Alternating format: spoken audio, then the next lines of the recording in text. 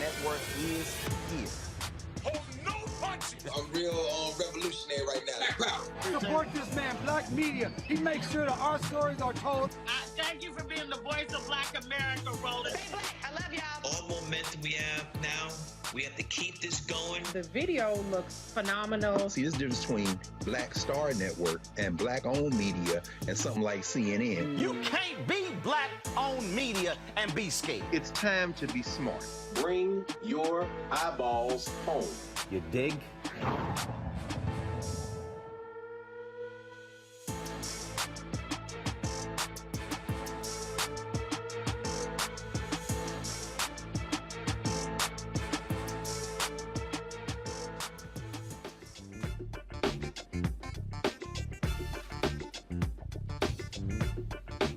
Today's Thursday, May 19th, 2022. Coming up on Roland Martin Unfiltered, streaming live on the Black Star Network. I am on the campus of Prairie View A&M University here in Prairie View, Texas. Big things happening on the campus, of course.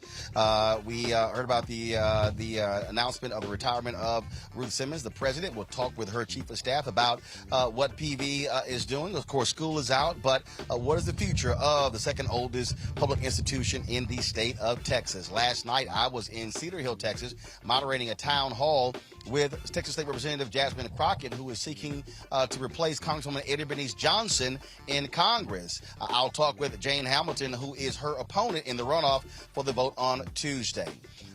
Congress is making moves to deal with white domestic terrorism. We'll be talking with a New York congressman about a bill the House is advancing and what more can be done to confront this critical issue. NPR reports that the census greatly undercounted in 14 states. That has an impact on representation and billions of dollars. We'll talk with an NPR correspondent. That and more on Roland Martin Unfiltered on the Black Star Network. Let's go. He's got it. Whatever the miss, he's on it. Whatever it is, he's got the scoop, the fact, the find. And when it breaks, he's right on time and it's rolling. Best believe he's knowing. Putting it down from sports to news to politics. With entertainment just for kicks, he's rolling. It's Uncle Roro, y'all. It's Roland Martin, yeah. Rolling with Roland now. He's funk, he's fresh, he's real, the best. You know he's Roland Martin now.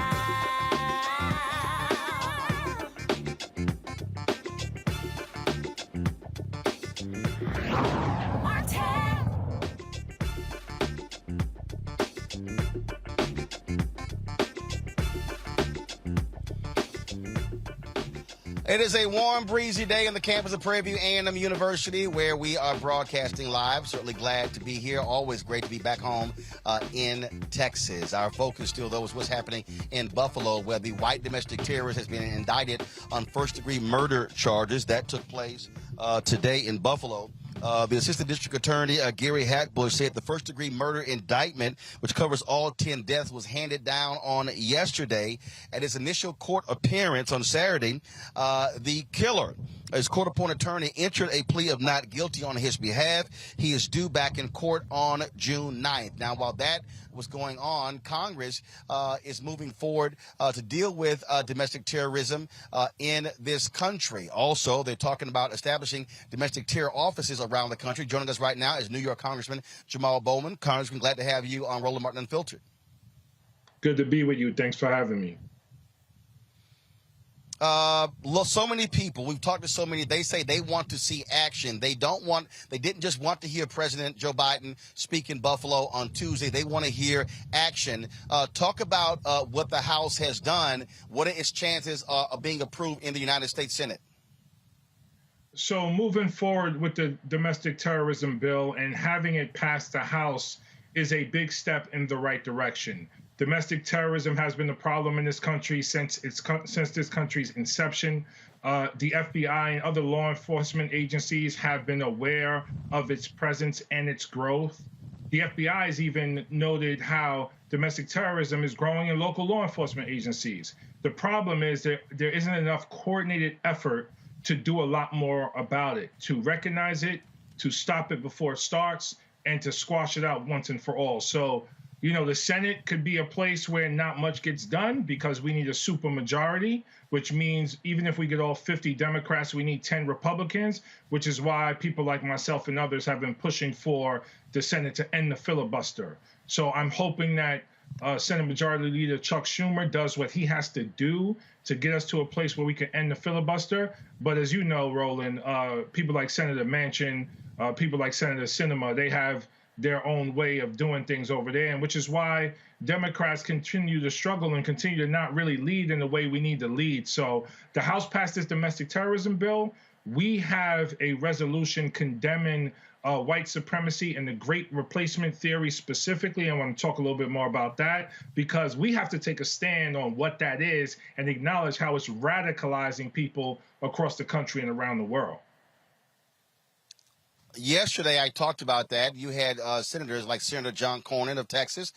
You had, of course, Senator Ron Johnson, the senator from Indiana, basically saying, okay, this is really, poo-pooing the idea of white supremacy. And for them, it is as if that's really out of sight, out of mind.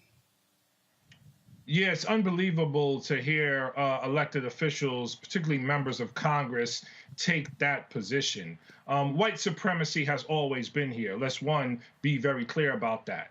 But President Trump resurrected it in a way where now it's front and center at our doorstep, pretty much in every corner of the country.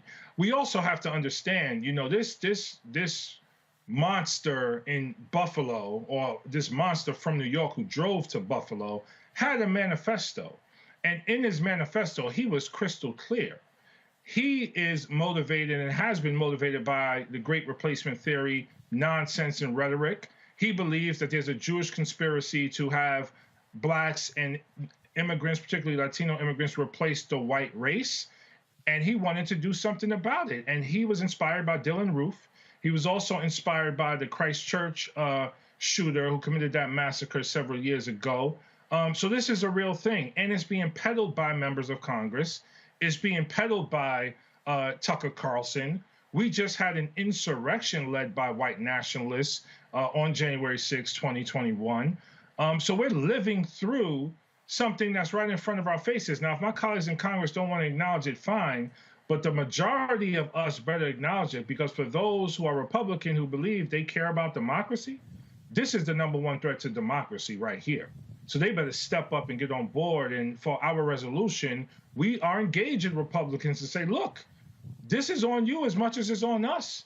Support this resolution, make it bipartisan so that we can show the world that the U.S. Congress, the most powerful government in the world, is stepping up and condemning white nationalism and the Great Replacement theory. No, and again, what it does is it puts them on record. Congressman Jamaal Bowman, we're going to have you back, because I definitely want to talk about what's happening in New York State with the decimation of black congressional districts, but we'll certainly do that next week. Thank you, sir. Good to see you.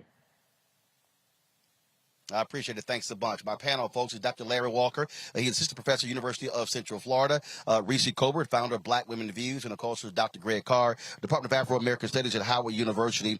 Glad to have all three of you here. That particular point that he just made there, Reese, forcing these Republicans to be on the record when it comes to this white supremacy resolution, that is important. Folks need to know exactly where they stand, because as we keep saying, we know that that's their constituency. That's their voters. And so this resolution is important, as well as this particular bill to confront white domestic terrorism in this country. Trust me, if this was a Muslim shooter, these white Republicans would be reacting a hell of a lot differently. Absolutely. That's what they do. See, the difference is that Republicans turn an isolated incident into an indictment on the entire race, on an entire religion, on an entire community of people. And what Democrats need to do is they need to be as disciplined and as relentless at sounding the alarm about this white domestic terrorism. Janet Napolitano, back in the Obama administration, actually warned about white domestic extremism being the biggest threat to this United States. And she was raked over the coals and even demanded to resign by Republicans. So Republicans have been pretending to have their head in the sand for many years on this, but the reality is that they are ginning it up because it results in political, capital for them. It results in them continuing to win elections. And so I think that the Democratic Party needs to be more forceful. These votes are good, but they're not necessarily as effective if nobody hears about it, except for those of us talking about it on this show or on Black media. And so they need to get loud. They need to be relentless. They need to be not scared. Don't be scared of offending a couple of white soccer moms that you think you're going to win over from the Republican Party. You need to really be out there, because a lot of Black people are looking to see what the response is,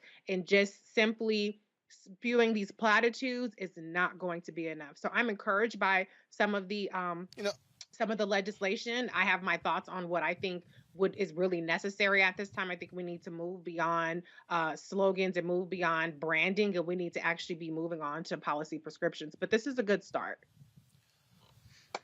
Larry, one of the things that other day, Donnie Deutsch was on Morning Joe, and he was talking about how Democrats should be hitting Republicans on this, calling them racist. Now, the issue is not sitting here calling folks racist. They've already accepted that. The thing is showing how their policies are having a direct impact that also is race-driven. This is a perfect example. If they are unwilling to stand up for a resolution condemning white supremacy, then that's what people need to know and understand. And so this is why this matters. We saw them complaining about baby formula, and then all of a sudden, when there was a vote to add $28 million to deal with that, 182 Republicans voted against it. Again, force people to be on the record with their votes as opposed to running their mouths on Fox News. Yeah, listen, Roland, we have all the proof we need. The Congressman talked about, FBI Director Ray talked about this last year in terms of when he was on the Hill. We have a Homeland Security study that talked about white domestic terrorism is the domestic threat in the United States. And you're right, we have to put people on the record. And Democrats need to be more forceful. They need to start talking about issues relating when someone in the Black community, one person in the Black community does something, there's always an indictment of the Black community. I don't hear any conversation about what's happening in this domestic terrorist's household. What's happening in this community? right? Let's talk about culture. What's going on in these communities in which people believe that they're being replaced and commit this kind of violence? So Democrats need to be going offensive on this issue. And listen, I'm tired of seeing Black people being killed by white domestic terrorists. And this can happen in any community, any state in the United States. And you're right. Democrats need to do in terms of their messaging and talking about this issue. Reese talked about it. You can't worry about losing 2 to 3 soccer moms because you're going to lose members of the Black community if they don't see it. Doesn't seem like Democrats are really taking this issue seriously. Black folks are tired of watching the television or watching a show and hearing these situations where Black people are being even killed or harassed. We're sick and tired of it. And it's time, like I said, Democrats, I'm glad that, in terms of the resolution, but we really need to, like I said, from now until November, figure out what the plan is in terms of messaging to make sure you're telling Black folks to go out to vote because we got to get these crazy people out of office. Well, bottom line for me, Greg, and again, it's identifiable policy. That's one thing, but it's also forcing folks' hand. Again, speeches is one thing, TV appearances is another, but when you have a recorded vote, then that shows exactly how people stand on that very issue. That's absolutely right, Roland. And it does my heart good to see you there on the campus of Prairie View on a beautiful day, man. Public HBCUs, that's what I'm talking about, man. But here we are on Malcolm X's birthday. And as he said, sometimes, when your house is burning, if these people, maybe they shouldn't have a house if their house is on fire. We don't have to accept the terms that we have come to accept. And you hit it right on the head. And Larry said it, and Larry Reese said, we have to push policy, and we need to stop trying to talk to people who have made it clear that reason doesn't matter, that logic doesn't matter. They are in an all-out war for power. That is all this is about. Let's be very clear. That resolution that Brother Jamaal just put out, talked about putting out, Thomas Massie is going to vote against it.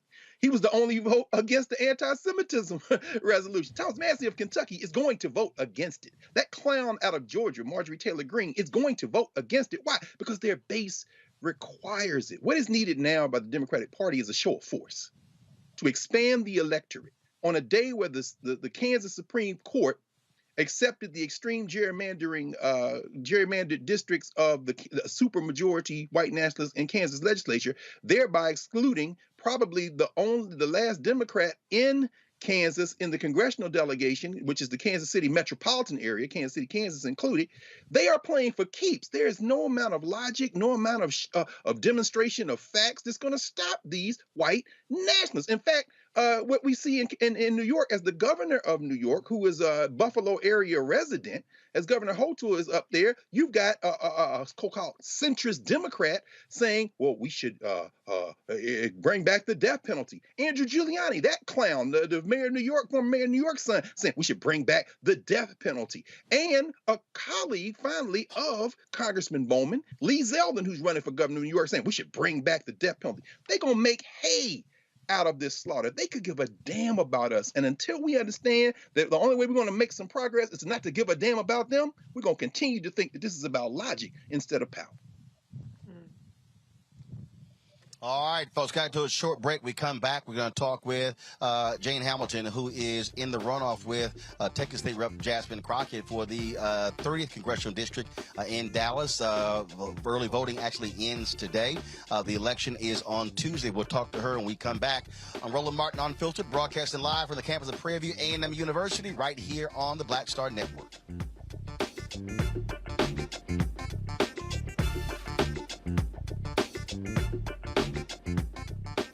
Next on A Balanced Life with me, Dr. Jackie, summertime when the living is easy, or is it? Summer vacations, class reunions, kids in summer camp, all fun, but stressful. You need to get into a summer mindset and have a plan. Oh yes, our panel gives us their favorite summer planning hacks. On the next A Balanced Life with Dr. Jackie here at Black Star Network. Carl Payne pretended to be Roland Martin. Holla! You are watching Roland Martin, and I'm on his show today, and it's what? Huh? You should have some cue cards. Hey, what's up, y'all? It's your boy Jacob Lattimore, and you're now watching Roland Martin right now.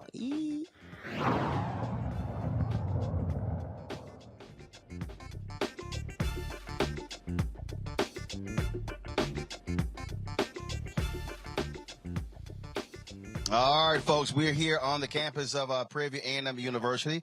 Of course, the spring session is out. Summer school, of course, be starting soon, and they are doing all they can. You see, that's their COVID testing site literally right behind us, and so right in front of the student center. So it's all about keeping students, faculty safe. We are here in Texas. Yesterday, we were in Cedar Hill, Texas. I was moderating a town hall with Texas State Representative Jasmine Crockett, who is running to replace Congresswoman Bernice Johnson in Congress. The runoff is on Tuesday. She's running against Jane Hope Hamilton, who joins us right now. She has been involved in Democratic politics for a very long time. Long time work with Congressman Mark Vesey as well. Glad to have you on the show. Jane, first and foremost, when we talk about the issues that people care about, I asked the folks there last night, the people who are attending there. Of course, I'm a constituent as well. I'm a registered voter there with a home there. People are still talking about income, obviously the economy, but also housing as two of the biggest issues they want to see members of Congress address. What is your plan to deal with the economy, but also to deal with housing if elected? Well, first of all, we are, number one, thank you for having me here with you today, for taking out the time to talk to me about this very important election. This seat has been served by Congresswoman Bernice Johnson now for 30 years. She announced her retirement, and we are in the runoff right now. You can also vote early tomorrow until 7 p.m., today until 7 p.m., and Election Day is next Tuesday. You are absolutely right. Right now, we are hurting. Constituents in CD30 are dealing with inflation. We are dealing with lack of opportunities right now, and we are dealing with a housing crisis, and we're dealing with a healthcare crisis. So when we talk about housing, we really have to look at increasing housing stock. That is just truly important. We have people moving in at a rate that is unbelievable from New York, from California, from all of these various places, and we just don't have enough housing, and we definitely do not have enough affordable housing. So we definitely have to look at increasing the housing stock immediately. I do know that there's discussions about that. There are plans about that on the city level, and we need to continue to push for that. In terms of jobs in the economy, Texas, and especially this area, we haven't necessarily had a lack of jobs. The issue that we have, especially in Congressional District 30, is that we have a lack of good paying jobs, right? So we have a lot of people who are raising children. I have a 7-year-old and a 3-year-old. And, the jobs that are out here, they aren't paying what's needed. They are not considering inflation, high gas prices, high groceries. Everything is going up, and the pay is not keeping up with what we need to live on. And so that has been the issue. People are choosing and making real life choices. Do I go to work, or do I stay home and watch my child because childcare is too high? And that's what we're dealing with here on the ground. And so we have to make sure that we are working with businesses as well as working with elected officials to use our leverage to push on these companies to raise what they are paying. They do not have to wait for a bill from Congress, okay, to raise the rate that they are paying their workers. And so we're going to continue to push on that. But we also need to make sure that we are bringing jobs into Congressional District 30. I want to be on the front lines with Biden on the fight to bring back manufacturing jobs to the United States. 74% of computer chips are made in East Asia. That is a problem. We could be making those chips right here in Congressional District 30, but we need to bring manufacturing back. We saw in the pandemic that we were at the behest, really, of China, Russia, and the Middle East, waiting for simple things during the pandemic like toilet tissues and, whatever else other products that we were trying to purchase. And so we've got to get jobs back here, and Congressional District 30 is ready for those jobs. When you talk about that, yes, you're right. Employers don't have to wait for Congress on that, but the reality is they're not doing that. And so that's why the Poor People's Campaign has been talking about Fight for 15, but also cities and counties could actually do that. And so have you been pushing elected representatives on the city level and the county level to actually pass $15 as a minimum wage or a living wage? Absolutely. I have been in this fight now, Roland, for 23 years. I started organizing on the ground at the age of 21. That's why I have endorsements like State Senator Royce West and Ron Kirk, and Congressman Vesey, having worked side by side with working people for years and with labor. As you know, our labor unions are on the forefront of that fight. I am endorsed by many of the labor unions here because they know that I have been with them on this fight to have these wages increase. But the truth is, Roland, that we have to, have our elected officials really put pressure on people that we have relationships with, that they have relationships with, who have these businesses, right? To bring them to the table and say, hey, listen, how do we work together to get these wages up? What do we need to do? What do you need and what do we need to do to make this happen? We have to have those kinds of conversations. And another thing that I really want to see improvement on is that we are way too siloed, right? When you're in Congress, you tend to deal with your congressional colleagues. When you're in the State House, you tend to deal with your State House colleagues. When you're on the city level, you're dealing with council members. We have got to get, especially for Black people and people of color, where our city officials are talking to our state level officials and they are talking to our congressional officials, where we are together on letters demanding things of our business owners, of people who are right here in our district that really depend on elected officials for things that they need. We have to have a win-win solution, and we've got to be able to use our leverage and our numbers as elected officials together to sign on, whether it's a letter or whether it's joint legislation, whether you're looking at something in the House and then also looking at something in Congress and bringing it to them to say, this is what we want and this is what we need for our community. But we've got to be better aligned for our community. Got a voter out there, let's say they're undecided, and they've heard what Representative Crockett has to say. They've heard what you had to say. What would you say is the one thing that you would say that stands out between the two of you, that person, you want them to pick you? What is that one thing? Since you're making me choose one thing, I'm going to say it's experience. I'm not going in, I'd say as a typical freshman, right? I'm going in with over 10 years of experience in Congress. That is meaningful. Why? I worked on the U.S. House Rules Committee. No, when you say in Congress, right, we say in Congress terms of you've worked in Congress, not served in Congress. You've worked. I've worked in Congress at the U.S. Rules Committee. That's the last, I say serve because I'm a public servant. I might not have a title, and that's we have to get beyond that, right? When you've been in something for 23 years and you've taken the financial sacrifices, frankly, that I have and my family has, I'm a public servant. So I just want to clear that up. So I have definitely served the public, but yes, I have worked for Congressman Martin Frost on the U.S. House Rules Committee. That's the last stop before any bill can get to the House floor.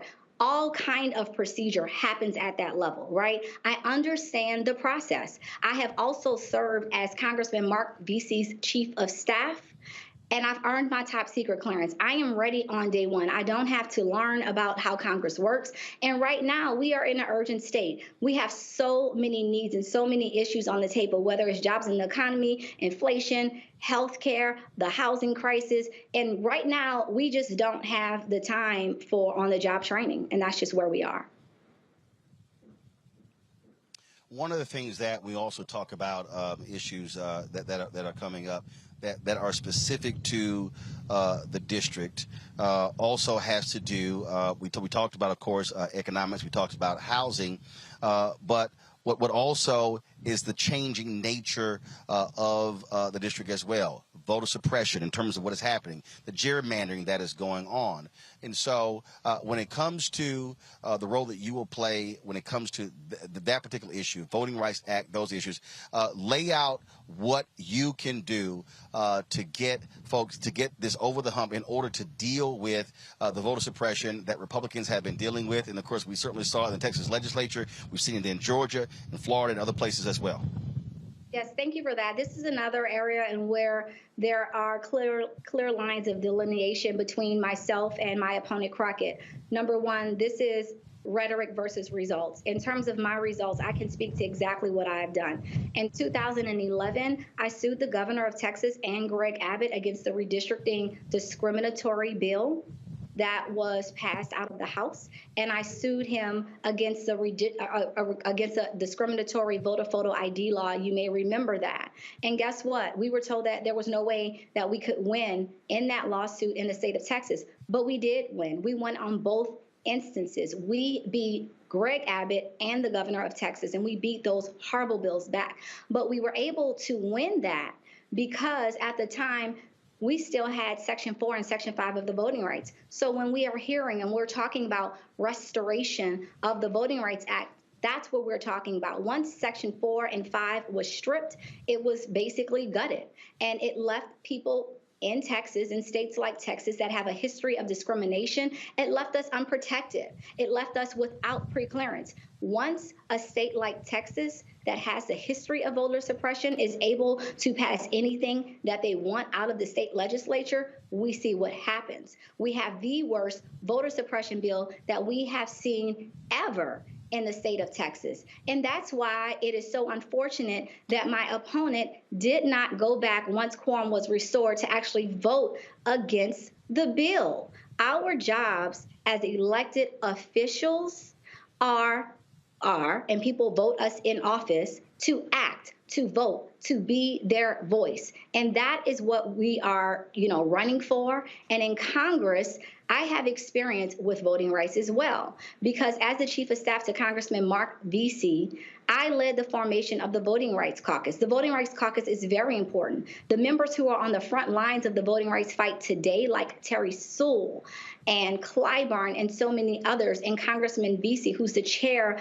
of that caucus, they use the Voting Rights Caucus to align on legislation and to align on messaging. So the first thing that I would do as a member of Congress, first of all, is join that caucus and be on the front lines of the lawsuits that we have here in Texas and continue on with that fight. We talk about how what's happening there in D.C. But the reality is, as I said last night, congressional districts are made up of 700,000 people. It's about local politics as well. What will you do if elected to improve the cities in your congressional district? It's called, they talk about bringing home the bacon. That's really what people send folks to Congress to do, not to focus on national, international issues, focus on local issues. That's right. We want the money. We want the resources. It really is that simple. And the thing about this district that you mentioned early on is that, and you know it well, right, being in Cedar Hill and having voted, you have history here. And what we're seeing in Congressional District 30 is it has been one of the most packed African-American districts in the nation. It still is. However, it is a little bit more diverse when we talk about socioeconomics, right? We've got uptown, we've got downtown, and those are some of the more affluent areas along Turtle Creek. But we also have some of the poorest areas. And, when we talk about health insurance, the highest numbers of uninsured in this district. And we are in a district of the haves and have-nots. How do we bridge that gap? In a city like Dallas, where 1 in 3 children live in poverty, in a city like Dallas, where we have the second largest mental health institution. That's the Dallas County Jail. Dallas has also been ranked as one of the worst cities for economic mobility. How do we tackle that? Well, first of all, we've got to be on the front lines of bringing in this $27 billion. And in order to do that, you have to have relationships. I am a coalition builder. I'm not somebody that's going to throw bombs at people or, throw a rock and hide my hand.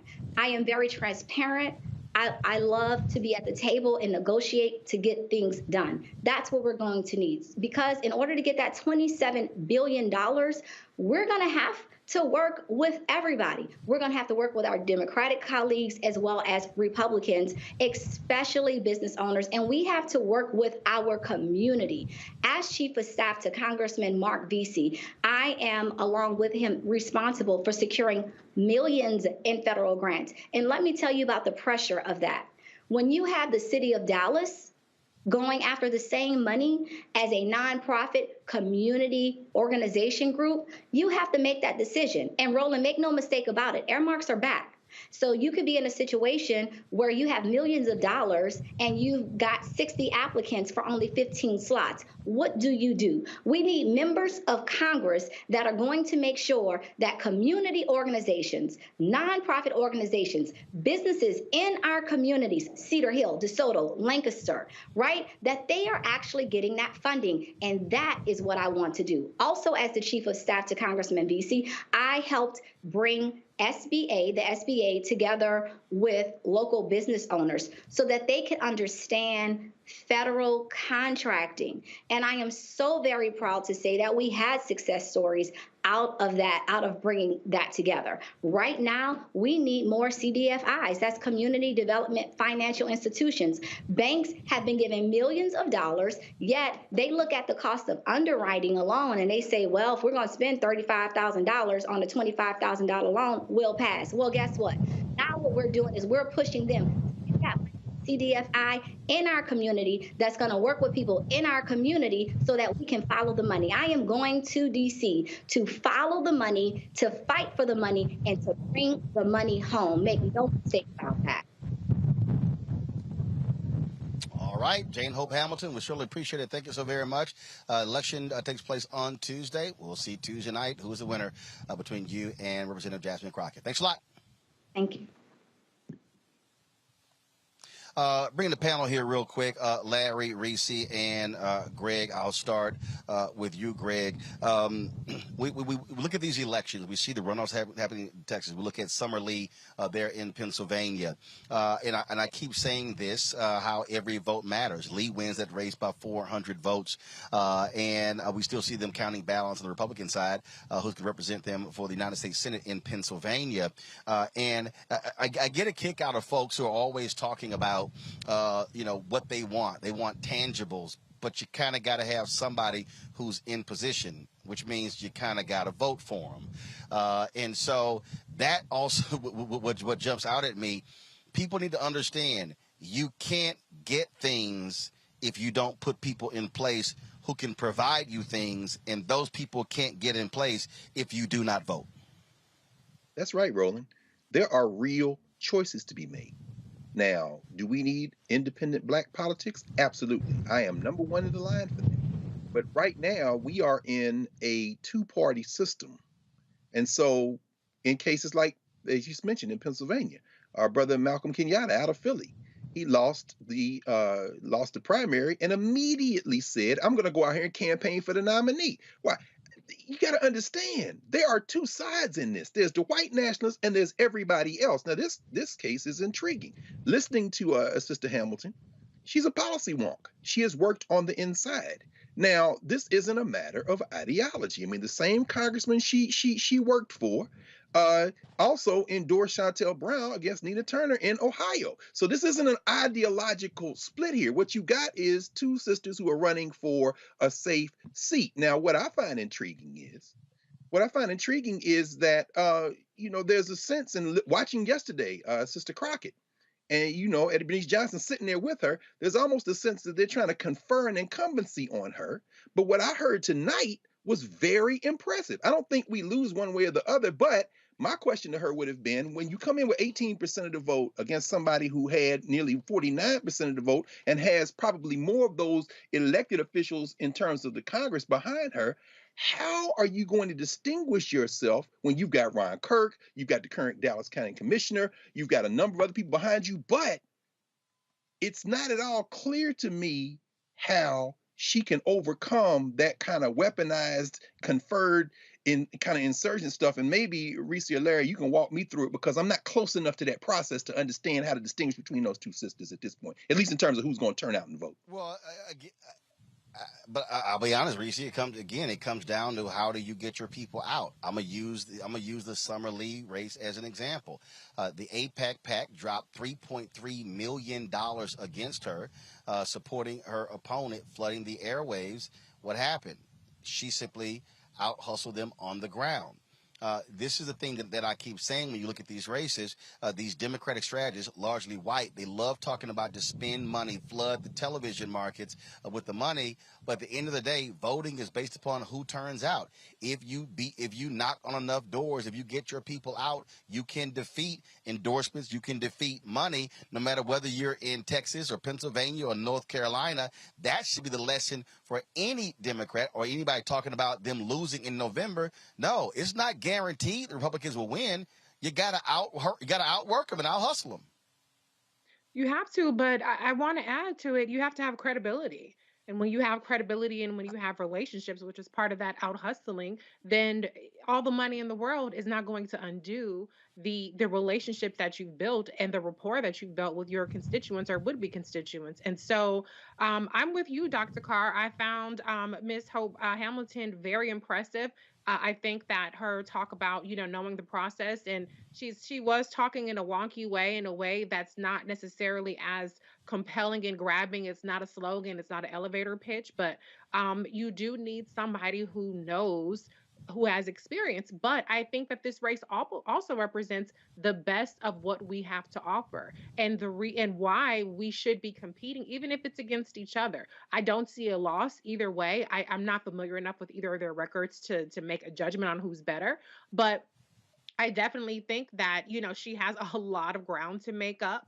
But I also would disagree with you a little bit too, Dr. Carr. I don't know if it's unnecessarily unfair to, the fact that, Congresswoman Bernice Johnson is kind of bestowing her incumbency on Jasmine Crockett. Hey, that's relationship building. She's done something. If I don't want to say homegirl because I don't want to be like that, but if Hope Hamilton was on the hill with Mark Beasley, maybe she should have been rubbing elbows a little bit more with Bernice Johnson.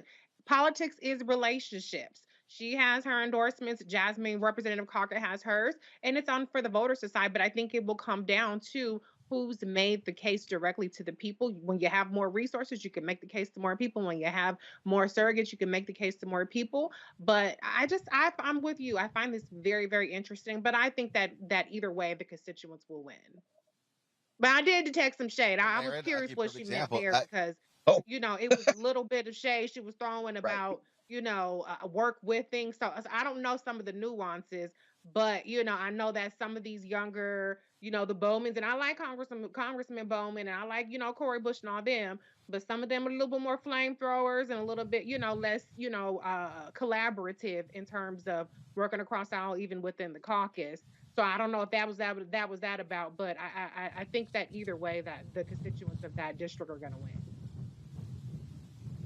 Well, Larry, I'll tell you this here. You look at the Oregon race where you had an incumbent moderate Democrat who lost to a strong progressive. At the end of the day, nobody is guaranteed wins. And so I get a kick out of these folks who complain when they face opposition in primaries. Well, no one just hands you an office. You got to earn it. You got to run, and you got to go out there and get the votes to win. Yeah, so we remember the story of Congressman Crowley, right? Yeah, so you got to do the work. And you just highlighted what happened in Oregon, but in terms of progressive candidates, you can win, but you gotta pound the pavement. As my former boss, Congressman Owens, used to talk about. And I want to kind of highlight a point that Reese and Dr. Carr made. I was very impressed by candidate Hamilton, what she had to say. So I'm a former congressional staffer, so I'm a policy wonk. So I enjoy hearing her, talk about all the programs, the SBA, et cetera, that she was involved in. But what does that mean for the people in the community, right? So there's a way you talk to people like us, right? In terms of having this conversation using these acronyms, using a lot of acronyms, right? But what does that mean for the people in the community? So I'm hoping she's pounding the pavement. I also want to add, Roland, we talked about Congresswoman Eddie Bernice Johnson had a chance, working on the Hill, work with her office and wishing her best in retirement. But we also know, Roland, in terms of how these, Reese talked about relationships. Eddie Bernice Johnson, everyone, when they're retiring, you have your person or your people, right? That you kind of want to slide right in right after you leave office. This is how the game goes. We know this. And even when it comes to members of the CDC. But that's actually, if you saw the town hall last night, that's actually not what happened. They didn't actually have a long relationship. It was actually what she saw. And Johnson said last night she asked Crockett to run. So this wasn't one of the things where, again, what she said last, this wasn't like you had somebody who worked for them for 20 years and then when they retire, then your person runs. No, she actually, Johnson said she didn't even know her. She saw what she was doing, and Johnson said she went to her and asked her to run. I didn't even realize that until last night. But again, again, what I go back to, you can have somebody who can pick you, they can anoint you, you still have to run. And so, look, you got early voting today, you got early voting tomorrow, you still got to hit out Sunday and Monday. And again, the lesson for people who are incumbents or people who they thought were going to win, who had all the money, remember, Nina Turner had a whole lot of money, but it was the outside money in Cleveland that had an impact on that race as well. It still comes down to how do you persuade people to go to the polls. That's the most important thing. Folks, hold tight 1 second. We come back. We're going to talk about what's happening here at Prairie View A and M University. They're about to go to a transition with an incoming president, with Ruth Simmons retiring. We'll talk with her chief of staff about what's happening here at PV. We'll also talk with an NPR correspondent about how the census, 14 states severely undercounted. Who got screwed in that? And Nick Saban. Oh, he had a whole lot to say about Deion Sanders and Jackson State, alleging they spent $1 million to get a top recruit to come there. He went up to my alma mater, Texas A&M. Jimbo Fisher hit back. Is Nick Saban feeling the heat because players are picking HBCUs over Power 5 schools? We'll discuss all of that in the second hour of Roland Martin Unfiltered, broadcasting live from Prairie View. Don't forget, download the Black Star Network app, Apple phone, Android phone, Apple TV, Android TV, Roku, Amazon Fire TV, Xbox One, Samsung Smart TV, and support our Bring the Funk fan club, where every dollar you give goes to support this show. Check out money orders. You can go to P.O. Box 57196, Washington, D.C. 20037-0196. The Cash App is $RM Unfiltered. PayPal is R Martin Unfiltered. Venmo is RM Unfiltered. Zelle is Roland at RolandSMartin.com. Roland at RolandMartinUnfiltered.com. I'll be right back.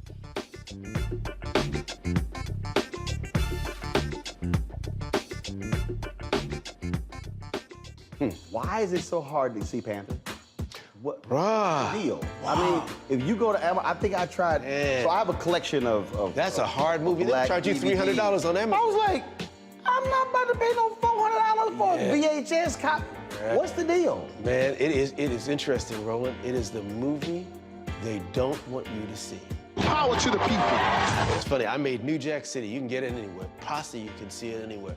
But a movie that says that it is not an accident that we medicated the black communities right around the time when they were getting militant, when you had the Panthers starting to organize and people starting to vote and march on Washington. We let these communities get medicated. In fact, that comes up in The Godfather, where they say, as long as it stays in the black communities. So we asked the question, they tried to ask us questions. I asked them, the reporters when we did, I said, listen, why is it a 13-year-old boy in the hood can find a way to buy a gun, some liquor, or a church, or some crack, and yet you can't find them to arrest those people? You can't arrest that dealer. Why is that?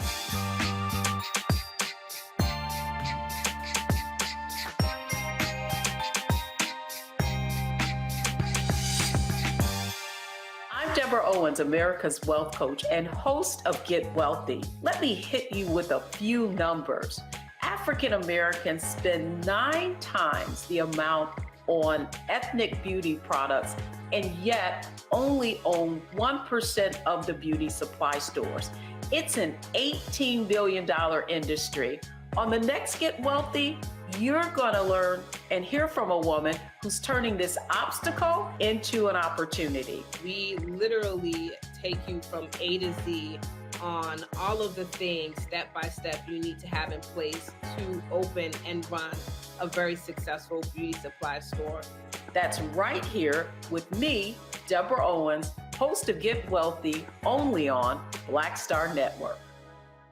Hi, this is Cheryl Lee Ralph. Hello, everyone. It's Kiara Sheard. Hey, I'm Taj. I'm Coco. And I'm Lily. And we're SWV. What's up, y'all? It's Ryan Destiny, and you're watching Roland Martin Unfiltered.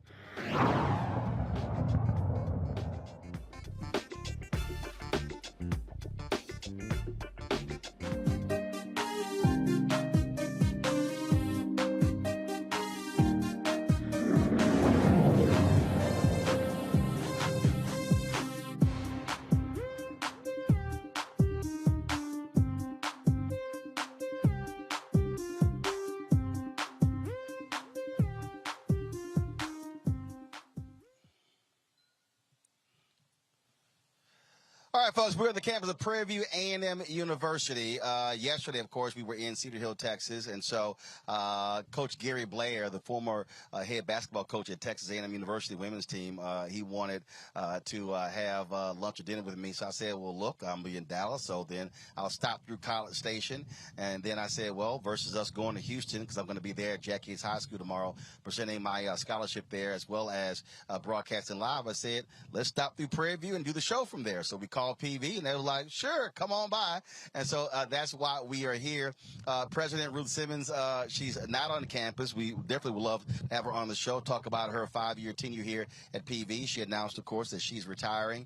And joining us right now is Kevin Hoffman. He is the chief of staff here at PV. Kevin, how you doing? Doing good. Thank you for coming out and giving our campus some exposure. Oh, well, not a problem. So it's been a while since I've been here at PV. A lot of things have happened over the past 5 years. There's been a lot of improvement with President Simmons. To talk about the changes she has brought to this university, to this campus, to the student body, faculty, and staff. Well, along with our enrollment increasing, our endowment has increased significantly. Just the awareness that she has brought on a global scale, not only nationally but internationally, to the university has brought in literally millions of dollars. And we've been able to benefit significantly from that like never before. Now on the international piece, so it's a perfect example. My nephew was going to come here for 2 years and then transfer to Texas A&M to major in construction management. But then told his parents, you know what, I'm just going to go ahead and stay here all 4 years because of the number of international students how he's been able to meet. And so talk about that, how you've also changed in terms of the type of student body you've been able to recruit here, a much more international student body here at Prairie View. Yeah. So I'm a graduate from Prairie View A&M University, and but that was back in the 80s, and it has opened up to a much more diverse audience over the course of the last several decades. In fact, you're talking about our architectural school, which actually graduates more minority architects than any other college in the country. We're really proud of that. But no, we have become very diverse, not only just with our Hispanic students and our Asian students, but from all over the world. And that's something that a lot of people really don't quite understand because they make the assumption when they hear HBCU that it's only black students. But the reality is there are a number of non-black students who now are seeing the opportunities at historically black colleges and universities, and they're taking advantage of that. Yeah, and it's very convenient, right? So we're 50 miles just outside of the city of Houston. Very convenient from a commute standpoint. And a lot of folks in education and a lot of other fields actually come here to get their master's degrees. And it's been something that we encourage and we want to happen in order to continue to grow from a diversity standpoint. Talk about the enrollment. So what was it before, and then how has it grown? Sure. We were lingering around 9,000 or just under 10,000 recently. Previously, we were when Ruth first started, we were more around the 7,000-8,000 mark. But it's increased not only because of her exposure, but also because of the exposure of the colleges and some of the opportunities that have been made available since she's been here. The opportunities for different colleges to do different things, for the students to do different things, and for our faculty. That's another great thing about Ruth, actually, is that a lot of high caliber faculty folks have followed her to the university. And this year, visiting professor Nikki Giovanni? That's right. Nikki Giovanni writing program, something we're really proud of. It is a product of the Mackenzie Scott donation that was made, $50 million, and we're real proud of that. We're expanding it out to high schools in the community, and it's something that is a vital part of the education process here at Prairie View. One of the things that we talk a lot about is alumni giving. And a lot of HBCUs have had this issue because on average around 5% or so. Have y'all seen an increase in that in terms of graduates of the university giving back to the institution? I can't tell you the specific numbers. I just don't know them, but I can tell you that the campaigns to approach them and to get them involved and get them acclimated and get them activated is very aggressive compared to before. As an alumni speaking, I can tell you it's becoming a much more robust program within the university. And obviously, with her retiring, you're going to go through a whole search. That's part of the Texas A&M University Board of Regents. PV is underneath that. That's going to be a huge decision to replace someone with the pedigree of President Simmons. Yeah, they're going to be stepping in some trying to fill some very big shoes. She's going to be around, though. We're excited that she's not going to be. We're not going to be without her, and she's going to be working with the university and with the system. So we'll continue to be able to benefit from that, and we're looking forward to making sure that this process is a transparent process, and that the community at whole is aware and involved. And for folks who don't know, obviously we've been showing some of the video, but so much has actually changed because and not just buildings on this campus, but also the expanded living opportunities in and around this area as well. And so this university actually drives economic development in this county. Absolutely, we drive a significant part of the economic component of Waller County, and play a vital role as far as employing is concerned, and many other things. And we look at all of those entities: Waller County, the city of Waller, Hempstead, Hempstead ISD, Waller ISD. They're all our partners in this process as far as trying to develop and grow the county. It's one of the fastest growing counties in the state. And, of course, folks may not realize the land this university sits on. Yeah. 1,400 acres, 1,400 plus acres, and the history associated with it. A lot of folks don't realize that this was a slave plantation back in the day, Alta Vista plantation, and it was dedicated to become what it is today. And who would have ever known that this campus would produce such productive people? And that's our saying: Prairie View produces productive people. After the years in which it was owned by Colonel Kirby, and it was a slave plantation, and look how far we've come. Absolutely. Yeah. The only mistake, y'all chose those purple and gold colors. That's the only problem. See, if y'all had chose Gramblin's black and gold, I would have a whole different reaction. So I'm just saying. No. Well, appreciate your comments. I have a unique appreciation for black and gold as well, so I really understand where you're coming from. But we're going to stick with our colors here at Prairie View. Again, like I say, my nephew goes here, and so if I told him, if you want me to wear anything in Prairie View, just make it all white or something or just make it gold. Make it white and gold. I said, but I can't wear the purple and gold. I hear you. I can't do it. Kevin, I appreciate it. Thank you. Thanks so much. Thanks for having us. I appreciate it. Thanks so much. All right, folks, we're going to go to a break. We come back. We're going to talk about the undercounting of the census with NPR correspondent. 14 states and how we were impacted. You're watching Roland Martin Unfiltered right here on the Black Star Network.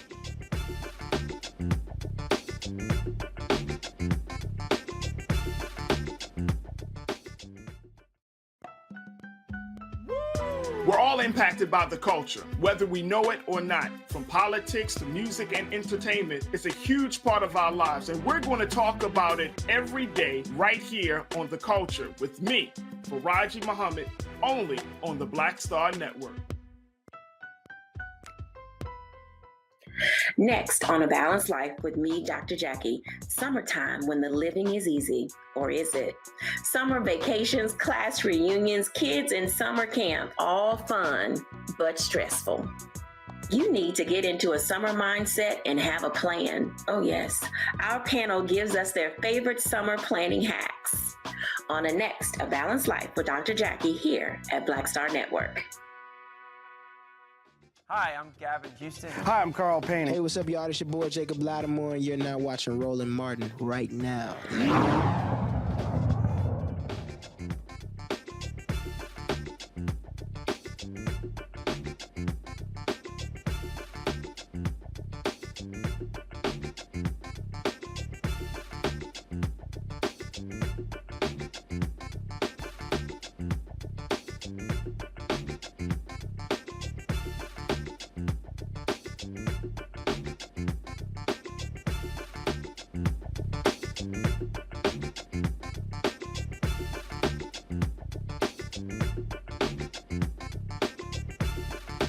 All right, folks, we are here in the campus of Prairie View A&M University.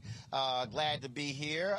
It's an absolutely gorgeous day. Y'all already know my golf clubs are sitting over there, so I'm like, you know, I could have easily got a guest host today because this is a perfect time to be playing some golf. But no, we're glad to be here with all of y'all. Let's talk about the census. We told you in 2020 how critically important the census was and the census count.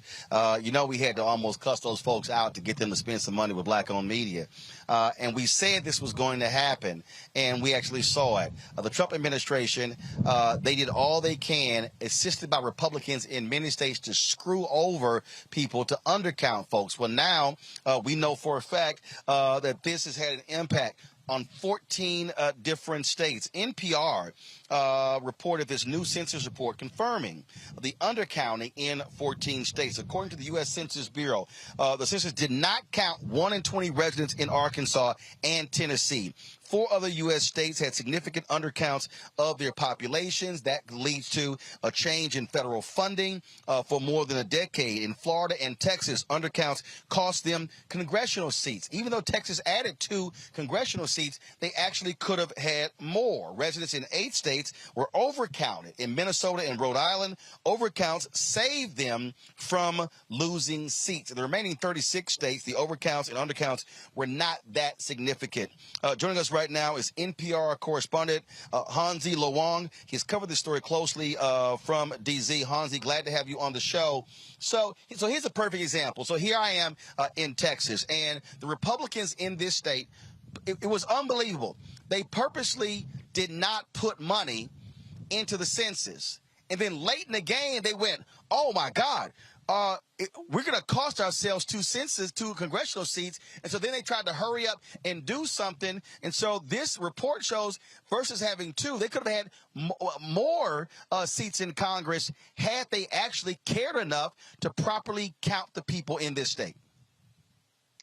Well, Roland, it's hard to say exactly how things could have turned out if Texas, if other state officials approached the 2020 census differently, because it's a very complicated, massive operation, the 2020 census. In addition to that, how seats, how those electoral college votes are divvied up among the states, that's a very complicated process that really is about how each state's population size is relative to one another. And it's about a ranking system that ultimately divvies out those House seats. But I just also want to make very clear to your viewers, it's 14 states that had significant net miscounts. 6 of those states had significant net undercounts. That's Arkansas, Florida, Illinois, Mississippi, Tennessee, and Texas. But 8 states had significant net overcounts. That's Delaware, Hawaii, Massachusetts, Minnesota, New York, Ohio, Rhode Island, and Utah. Wow.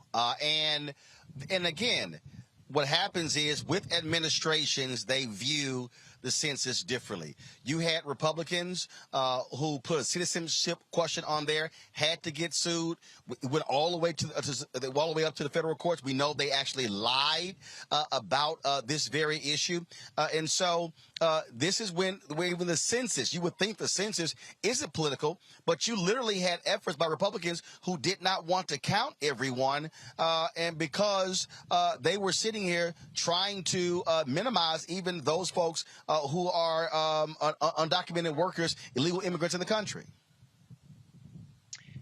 Well, I think it's important to remember, given all that controversy over that now blocked citizenship question, there was no citizenship question on the 2020 census, something that actually a lot of people didn't end up realizing because there was just so much focus about it in the run-up to the 2020 census, and that could have possibly discouraged some households, particularly households with immigrants, from participating in the 2020 census. Census Bureau research showed that adding a question about U.S. citizenship status could have likely discouraged a lot of Latino households, Asian American households from participating.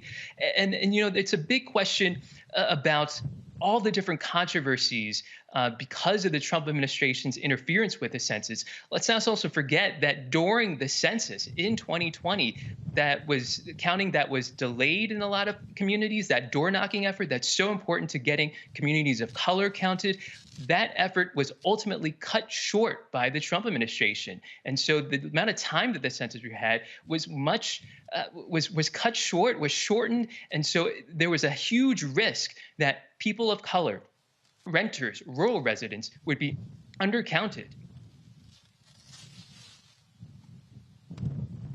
Questions from my panel. I'll start with you, Reese.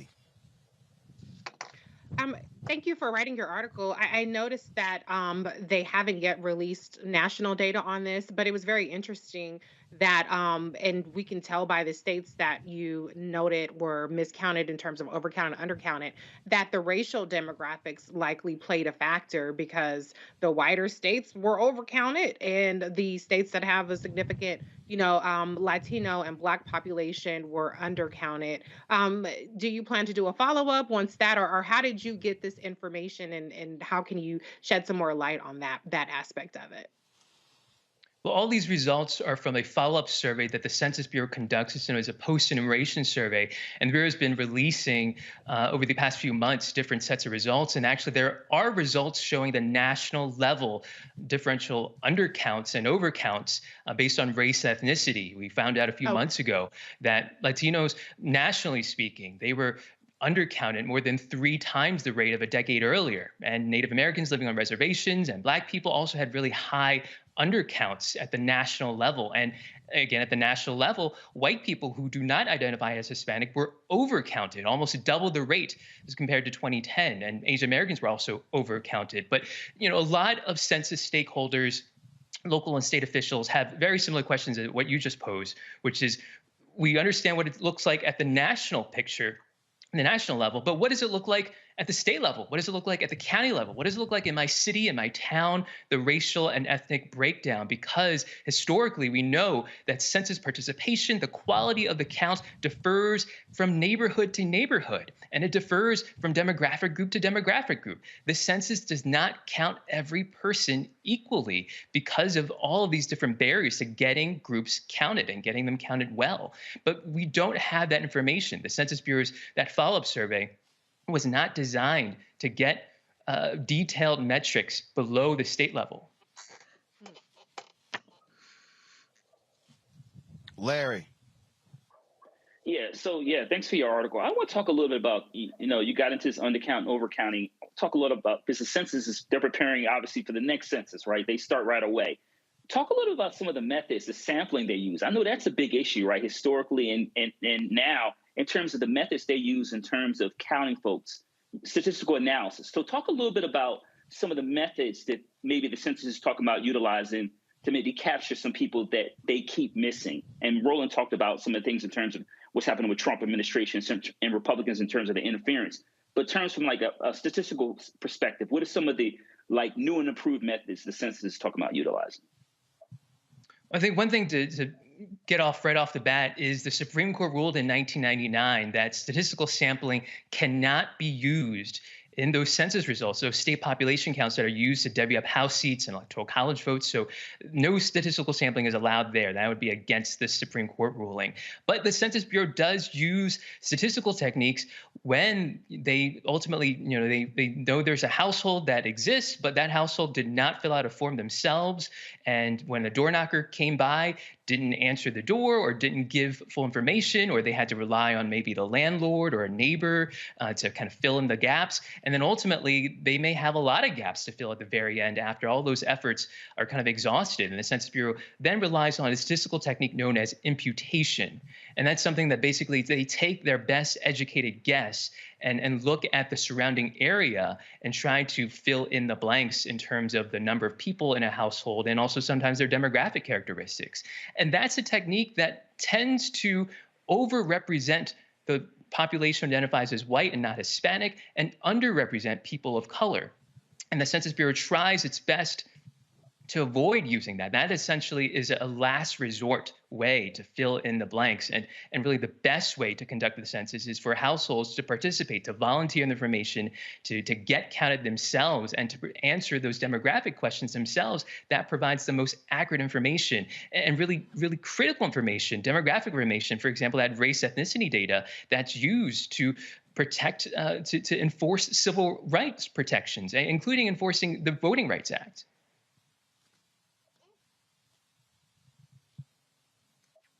Greg? Thank you, Roland, and thank you, Mr. Wang, for this very informative kind of walkthrough. As you said, we know that this post-enumeration survey won't affect House seats or anything this cycle, and as Dr. Walker just said, it's going to really be used to help shape the 2030 census. You know, I'm curious, and this kind of follows up with what Reese was asking you, some of your thoughts on other ways that census data can be used at the state and local level. I'm thinking about a place like, for example, Forsyth County, Georgia, which was notoriously racist for much of its existence, but now is over a third non-white, mostly Asian, with Latinx coming in as well. I'm wondering, what do you think that census data can tell us about migration patterns, about changing populations at the state and local level that can help perhaps even inform and shape our politics, as we see this guy in Buffalo worried about a white replacement, but it isn't really, in terms of a national level, something that is, for me, as compelling as thinking about it at that state and local level. And how might this data that we have now help us think about how politics works out on racial and cultural lines?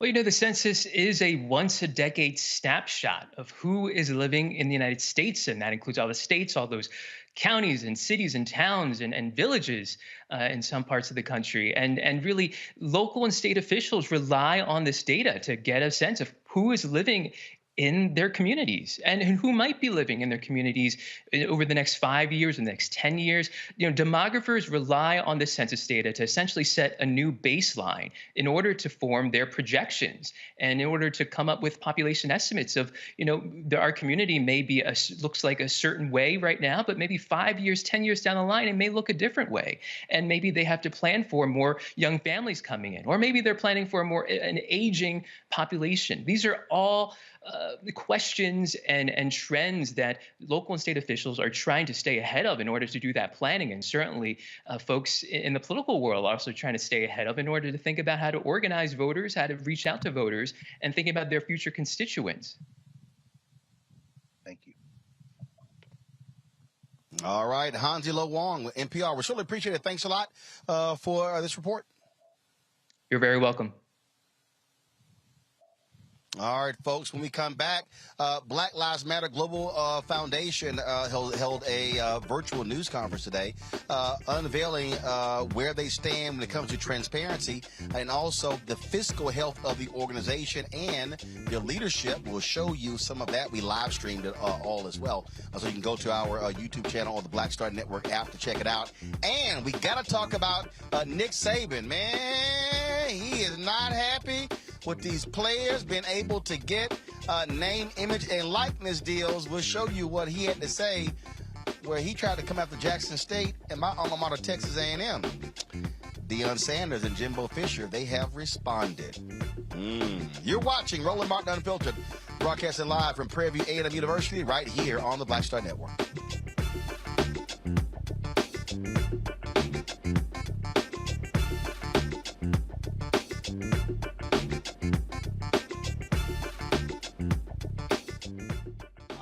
Welcome you to the launch of the Mass Poor People's Low Wage Assembly and Moral March on Washington, D.C., June 18, 2022. We are a new, unsettling force, and we are powerful. New, unsettling force, and we are here. We're rising up to demonstrate the compelling power that we, poor and low-income people, have to reconstruct society from the bottom up. And we need to do it with the loudest voices possible, the biggest actions possible. Because we know that there is no scarcity in this land. The only scarcity is the moral will to do what's right. Hold on, just a little while longer. We are those with sub-minimum wage jobs who can't afford sky-high rent. People with disabilities are the fastest growing minority group. It's crazy to me that in 2021, it's still legal for workplaces to pay a sub-minimum wage to people with disabilities. There are still so much trial and tribulations that we go through as Indigenous people. We can't get a decent wage to sustain ourselves, nor can we get adequate housing. Veterans across this nation say enough is enough. We can't pat essential workers on the back on one day and then cut their health care the next day.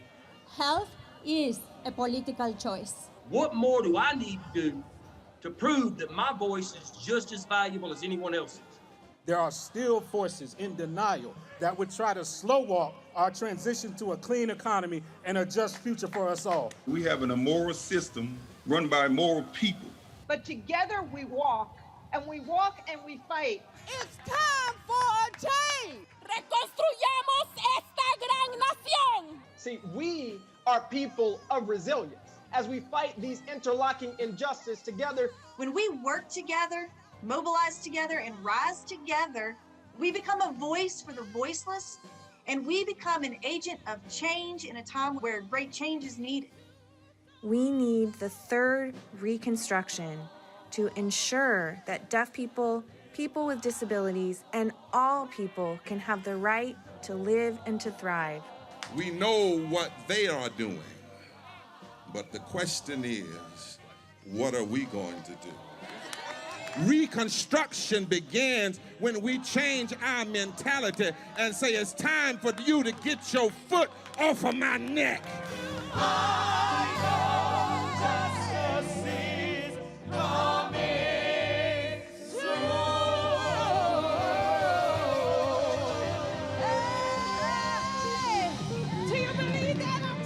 Hi, I'm El DeBarge. Hey, yo, Peace World, what's going on? It's the Love King of R&B, Raheem Devon, and you're watching Roland Martin, Unfiltered.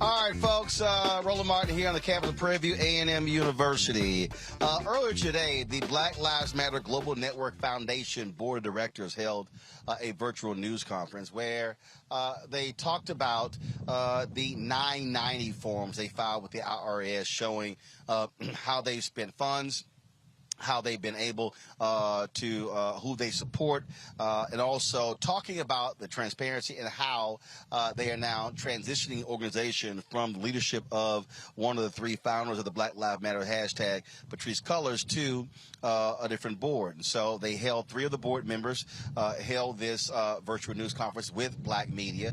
It was a few days ago. They worked with Associated Press. Associated Press dropped an exclusive story showing and talking about their particular spending. We actually earlier we live streamed the entire event, and so if you want to go to our Black Star Network app, you can actually see the entire call where they took questions and talked about what they're doing. And there were some critical questions that I wanted answered when it came to hierarchy and their structure and how they are being governed. And so here is some of today's virtual news conference. First off, I got several questions, but first, how many board members are there? There are three of you right now, but how many total board members do you have? Three in total. You are looking at all three of us, and we have plans to expand our board up to 9 over the coming year. Okay. Second thing is so actually, before I even get to that question, I appreciate you talking about the relationship with Black media. I understand why you gave Associated Press the exclusive because it's AP, but that's also the example of where also working with Black-owned media, some of us are members of Associated Press, and so we could have literally, that story could have been given to Black-owned media, and we could have actually had it placed on the Associated Press wire. So I'm all about making sure that we also get exclusives, and so just understand that that could have been achieved the same way with a Black-owned media outlet. Just want to let y'all know that. The thing that, what is the hierarchy? When I had Patrice on my show last year, he went through this, and I am still, and I think this is part of the problem, completely confused with the hierarchy. You're the global foundation. So you have the activist piece that Melina is over. Who controls the social media? So when Black Lives Matter is speaking, part of the deal is who's speaking? Is it the foundation? Is it the activist piece? You have all of these different pieces. So are you going to provide a flow chart so we understand exactly what this whole thing is? Because even to me, it is still greatly confusing. Who's who does what, who's over what, stuff along those lines. Yeah, I can maybe take a first stab at that. Others, please chime in. I think to your first piece, yes, we intend on ensuring that our relationship with Black media outlets remain strong. And Roland, we will, I think we got some announcements in the pipeline that we want to be able to work with you on in terms of getting out to our community. And so thank you for that reminder. But the BLM ecosystem went through a transformation in 2020. The global network, there was one organization for Black Lives Matter, which was the Global Network, and we had all of the chapters connected to the global network. And when Patrice stepped back in, essentially a main part of her tenure was around reorganizing and restructuring the BLM ecosystem. And how that happened was the foundation, of course, understanding that we need to be able to resource the front lines and build Black power and ensure that we are disrupting philanthropy for Black people. The foundation has turned into that as mentioned, the largest abolitionist philanthropic foundation organization that has ever existed in the nation's history. Our sibling organization, BLM Grassroots, was formed, and that was really at the request of the BLM chapters, having autonomy and over their own resources and budgets in order to do that. The work on the front lines was really important. And so BLM Grassroots was formed, and to your point, my dear sister Melina Abdullah is the director of BLM Grassroots. And so they do the frontline organizing on behalf of Black Lives Matter. And then separately, Black Lives Matter PAC was formed, in which we thought about what it means to build Black power in the halls of Congress and across state houses and local municipalities around the country. And what does it look like to bring the demands from the streets to the halls of power? And so that part of the BLM ecosystem really focuses on electoral work. And so those are the three different sibling entities of Black Lives Matter, sort of as it relates to us.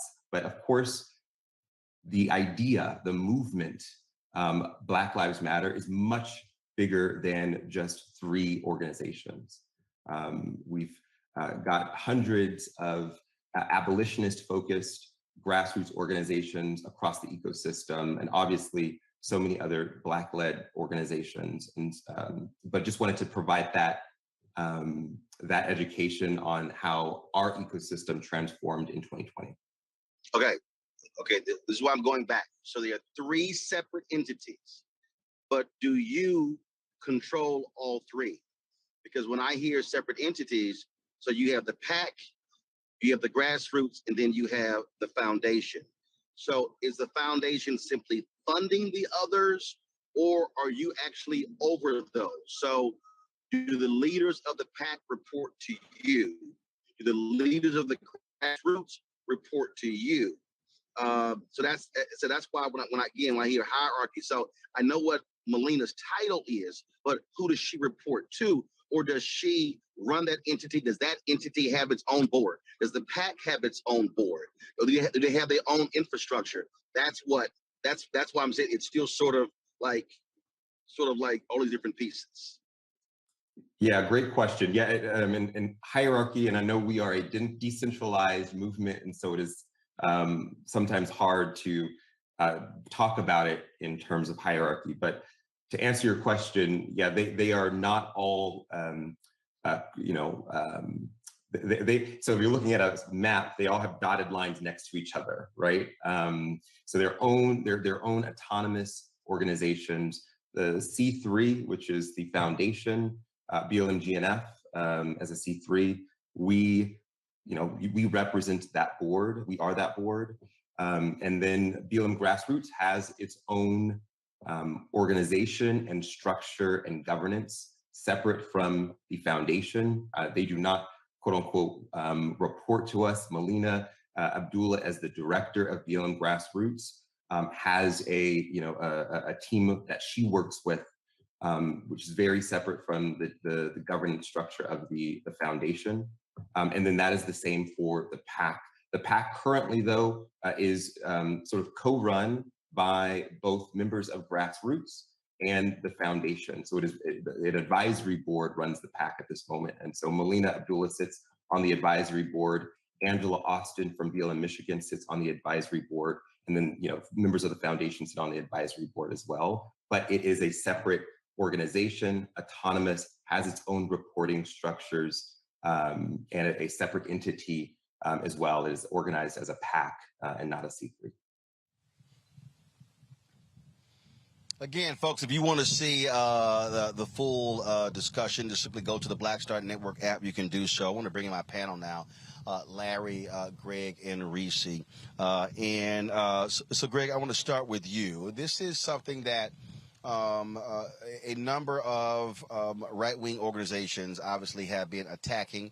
Black Lives Matter, the grassroots folks, the foundation as well. You've had black reporters with New York Magazine and others that have actually done some of this reporting as well. So I think several things I think have been at play here. First and foremost, let's just be real. This was an entity that was grossly unprepared for the influx of funds and attention. It was literally, as some said, trying to build a building and actually run a business while you're building the building in the building.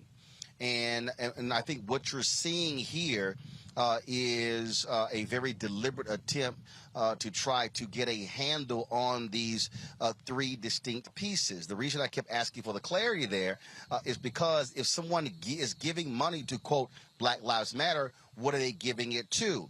You have this separate entity, which is the grassroots piece.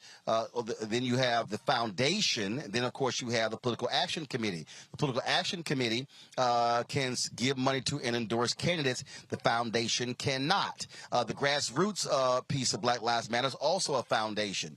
And so they're separate. And so what I kept getting to is, okay, what's the hierarchy? Who's running the foundation? The grassroots piece, who's running that? Do they have their own separate board? The PAC, the same way.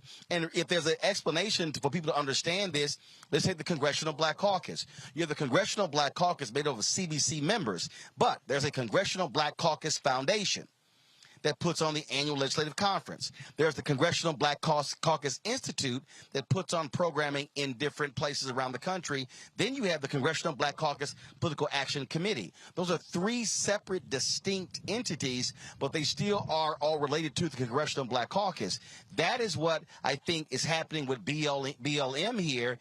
And so putting people in place, putting the infrastructure in place, Greg, is really what is necessary. Otherwise, the attacks are going to continue as to what are you doing, how are you spending the money, and the governance, because, frankly, the people at large, they don't know what the hell is the foundation. They don't know what the hell is the grassroots, what's the PAC. They just hear Black Lives Matter and assume it's all the same.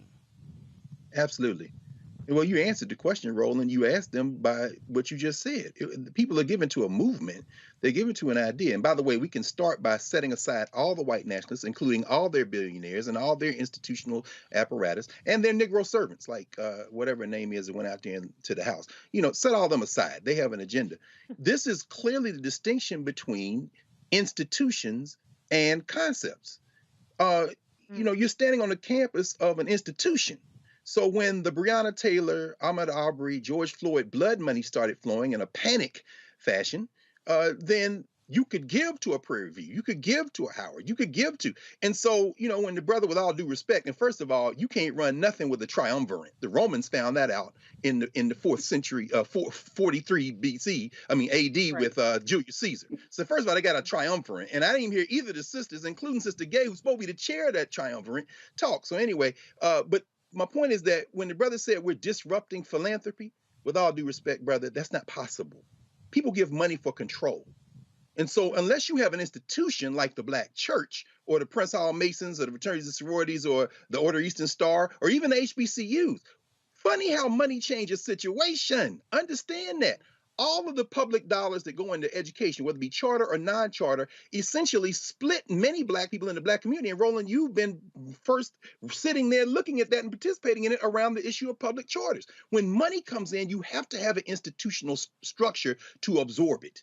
Otherwise, this is what happens. There was no Congressional Black Caucus until the early 1970s, but those are elected officials. They're in an existing institution. They can move forward from that. But when you come to the point where you have something that started as a hashtag, then emerged as a sentiment, then people who had money decide we want to participate with mixed motives. The history of HBCUs is the history of white people giving money to control the curriculum and control what's going on. Go ask Booker T. Washington about that. At that point, you are now in the money game. And so the answer to the question you raised, Roland, you answered it before the brother even said a word, because you're basically saying you're trying to build an institution around a concept. That's not how it works. And these people who are giving money, oh, they got an agenda. Trust, you can't disrupt philanthropy, brother. You probably need to go and study that a little bit. Philanthropy is all about control. And right now, it's the tail wagging the dog. Well, and again, what you're dealing with here, Reese, is a perfect example. There was an activist, a Black activist in Boston, her and her husband. They were indicted for misuse of funds. The headline said BLM activists. And when we did the story, and one of the groups they actually received money from was the Black Lives Matter chapter there in Boston. Well, when we did the story, we simply called them a Boston activist. And in fact, when we had posted, one of our folks had posted the story, said BLM activist, I said, no, change that to properly reflect it. Because what mainstream media, they simply slap Black Lives Matter on everything. I remember during the protest when all these white conservatives went crazy. Oh, Black Lives Matter were yelling pigs in a blanket. Well, that was actually a chapter in Minnesota that wasn't even affiliated with the actual organization. Here's what people may not realize about Black Lives Matter, Reese, is that they tried to actually trademark the name Black Lives Matter. But because it was already in the public space so quickly, what happened was they couldn't do it. And so the reverse happened. Normally, when you're talking about creating an organization, normally you secure all of your trademarks. You get the name, you get the website.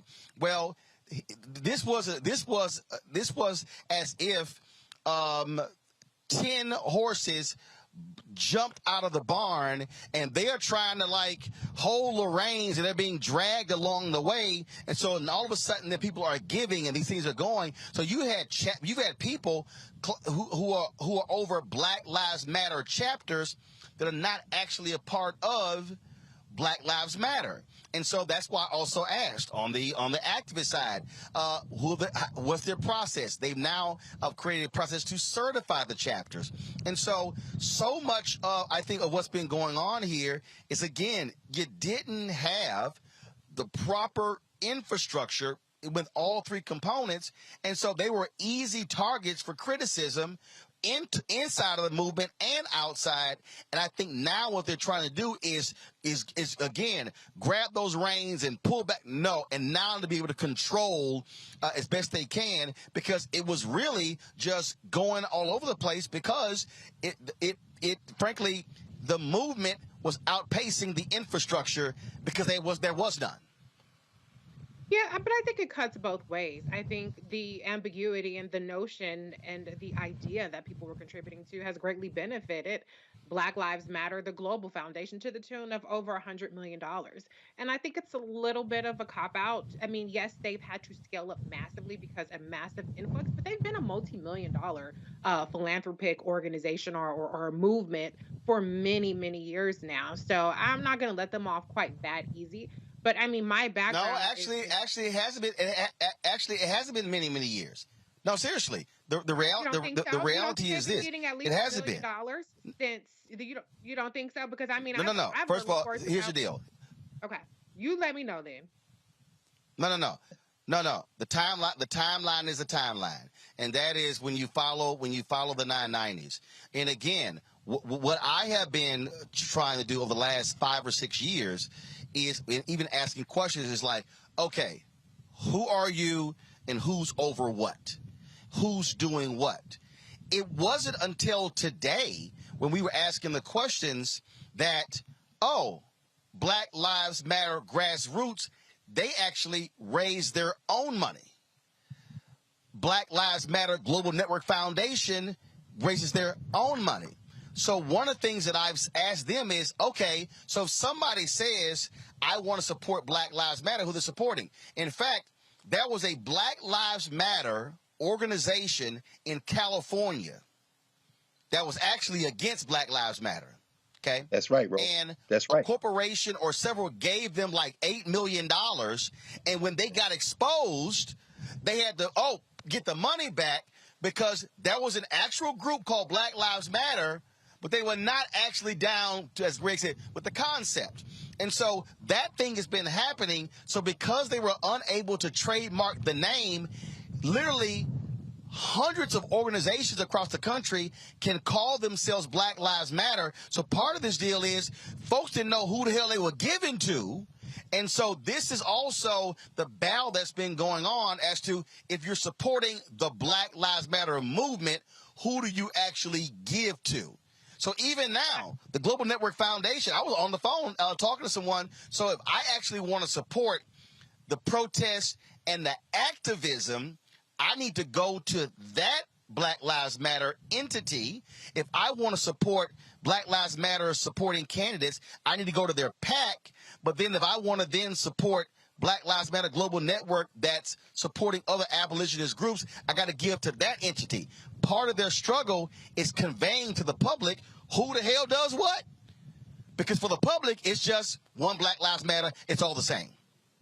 Well, my point wasn't that they've gotten 100% of the donations that people believe are going to Black Lives Matter. My point is, for many years, they've been getting some level of donations. What proportion of that, of all the Black Lives Matter donations are, I don't know that. But I would imagine it's been at least 1 million. And so I think as soon as you start getting any kind of donations, there needs to immediately be a lot more accountability in place. And I've read reports and I've seen grassroots complaints about the lack of infrastructure, the lack of many of the things that they are resolving right now. But the point that I want to really hone in on is, I think that it's good to be transparent about where the money went, but what they need to be more transparent about is how the decision making happens to who gets the money. For instance, with Patrice Cullors, her partner, the father of her child, he provided services.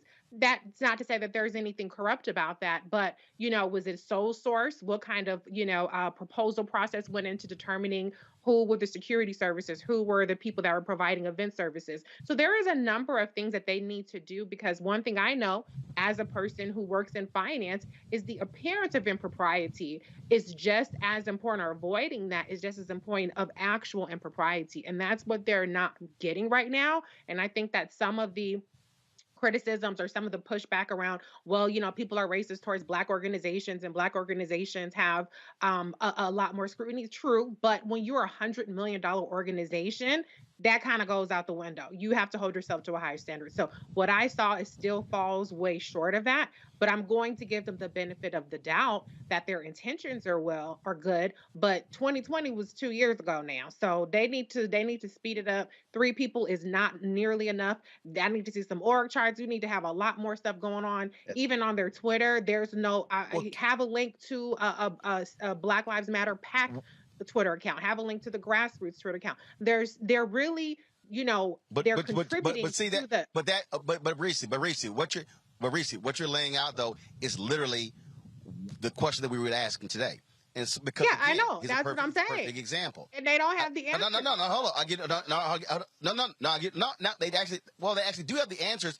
What they're actually doing. Remember, Patrice resigned last year, so now. Like one of the sisters, she's actually a new board member. So what they said on the call is that they currently have 3 board members. The goal is to have 9 board members. They're also trying to hire an executive director. One of the things that they did was they actually hired consultants who are running the organization. But when you have consultants, you're not having full-time staff.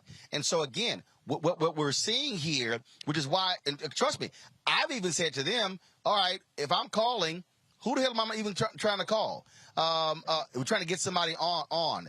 I think what has been happening actually over the past 4 or 5 months is the folks who are there now trying to get a handle on all of this. Larry, the $6 million home, the reality is this here. Okay, they've explained why they bought the home. That is actually a yoke around the neck of the organization, because they've talked about utilizing that for Black creators, developing content, things along those lines. Again, that's going to be their decision whether they keep it. It's an asset. Let's also be clear, a lot of Black organizations don't own anything. They don't actually even own their headquarters. But the reality is, from a public relations standpoint, when someone hears $6 million used on a mansion, unless you fully and properly explain that, you're going to get questions. But here's the other thing, Larry, that we also got to throw out there. Black Lives Matter voluntarily reveal how much they raise. I've been told that the NAACP has received upwards of $150 million after George Floyd's death. They've actually never publicly revealed that. The Urban League has gotten money. A whole bunch of Black organizations have gotten millions of dollars in the wake of the death of George Floyd, and they didn't do what Black Lives Matter did and say publicly what they're doing with the money, how much they got. Yeah, so Roland, I wear a couple in terms of some of my responsibilities. I currently serve as chair of a foundation now. So listen to that conversation. You asked some really important questions. There are a lot of red flags. So the $6 million house, listen, maybe they do what the Congressional Black Caucus Foundation does in terms of having a building, right, where, like you said, they have staff, regardless of how much money it costs, they have staff. But the point you made about them not having hired an ED, also, you asked about essentially a flow chart. So who's the chair, vice chair, treasurer, recording secretary? And, prior to these 3 individuals being involved, and I know we talked about, was involved previously, it just seems unclear. We're talking about a lot of money, and then who was really controlling the purse strings from day to day, right? And so Reese talked about her background in finance. So it's like I said, as someone who certainly served on the board, when I hear them talk about, we talk about the amount of money that they brought in, and then you have these different entities, and then it's not clear about who does what, and then there's obviously a lot of crossover. it does kind of make you think that something is not quite right here. I do give them credit for talking about the millions of dollars that they've gotten. You highlighted that some of the other organizations who we all, are really important, NAACP, et cetera, haven't highlighted how much money they've got and in terms of what they're doing with it. But like I said, in terms of my experience, it really sounds like they have a consultant. They need an experienced ED, and then they really need to have a clear understanding, not only in terms of internally, but explain to people externally, like, we're discussing it now, but other folks who are donating, how exactly these three entities work to collaborate, and how and which ways are they different in terms of they're all 501c3s. So there's a lot of work that needs to be done, but they better do it quickly because they're bringing a lot of unwanted attention. Obviously, you talked about these right-wing organizations always attacking Black organizations, but in terms of Black folks trusting them to give them money, as you know, the importance of the Black Lives Matter movement, they need to be really clear. Like I said, who's leading, who's their ED, who's having the day-to-day operations, what their board member is, and also what do their bylaws look like? Because that's another thing that's going to be really important in terms of who gets elected, how you elect board members. What do your bylaws say? And also like things like give or get, all those other details that are important as it relates to a foundation. Well, this is literally equivalent. I would dare say this is the equivalent of you having a cash-based business, and all of a sudden your product is blowing up, and man, now you sitting here going, okay, I'm one person. Now I got employees. I got to hire HR. I got to have an HR handbook. You have to put it together. This is why early on, I was talking to individual activists, and I was texting them, tweeting them. I kept saying, I remember there were several activists. They had put some stuff out on social media about donating, and I hit them offline. I said, hey, make sure that money is being sent to a fiscal agent, because you're going to get taxed. If all of a sudden people out there are contributing to you $20, $30, $40, $50, $60,000, the IRS is going to see that as taxable income. If you have not created an infrastructure to receive that money, you're going to have a problem. People have to remember the IRS was looking at Black civil rights organizations during the Black freedom movement. It's always following the money.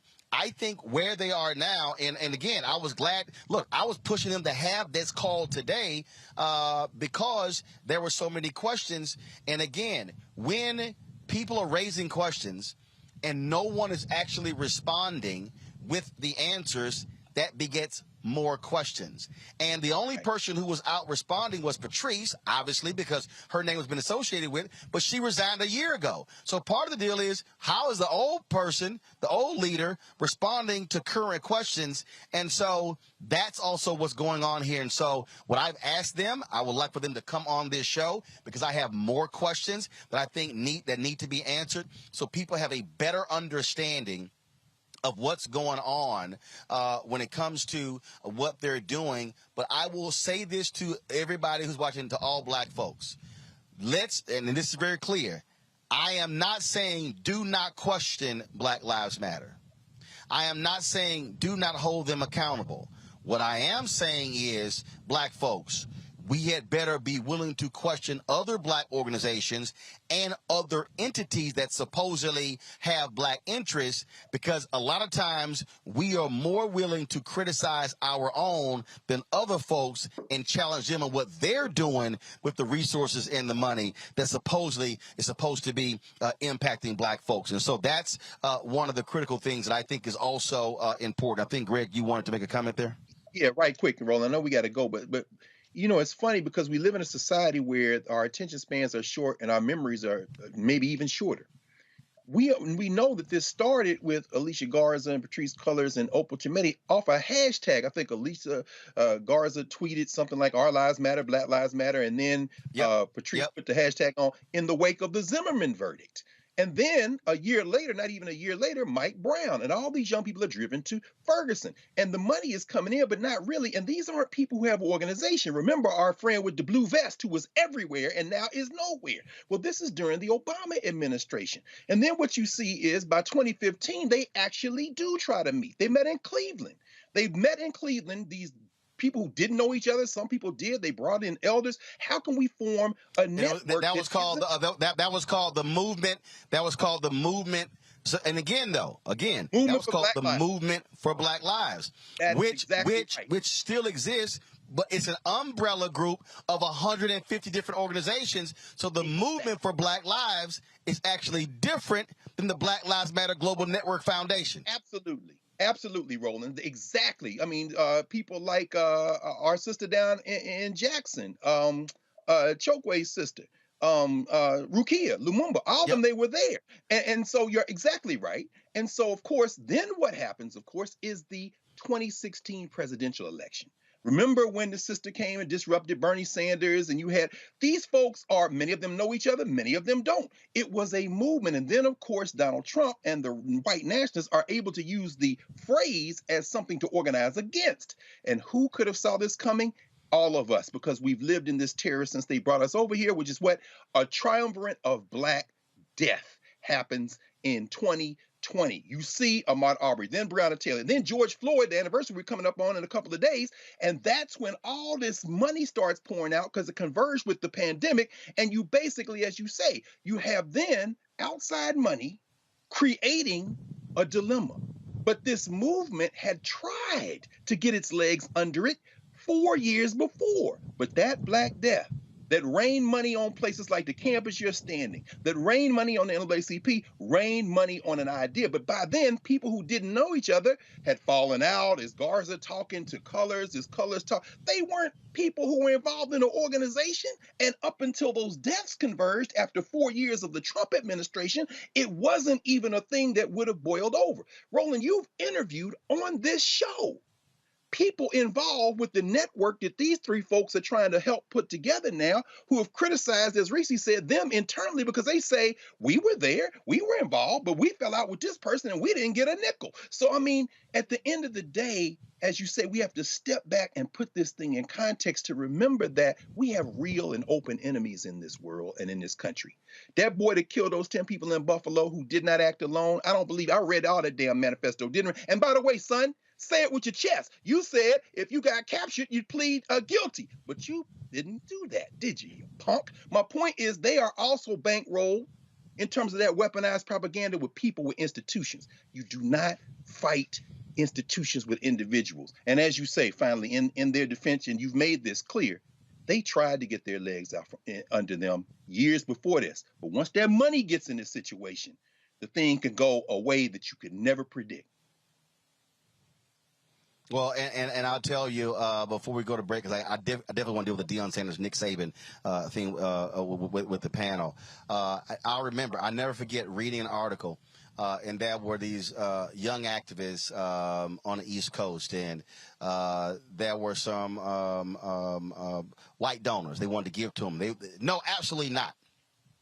Then a year later, they were like, what the hell are we thinking? Because what happened was the folks who were activists were like, damn, we got bills to pay. We got apartments, we got light bills, we got food bills. And so what happened here was there were a number of people who were thrust into activism who were never a part of organizations. That's right. There are people who are listening, who are watching, and who will say, oh, man, we need new organizations. But, folks, this is why Stokely Carmichael said, you cannot find a black person who's been able to achieve anything unless they've done so through an organization. Because what an organization gives you is infrastructure to be able to move and grow. And then when you get tired, somebody else can step in.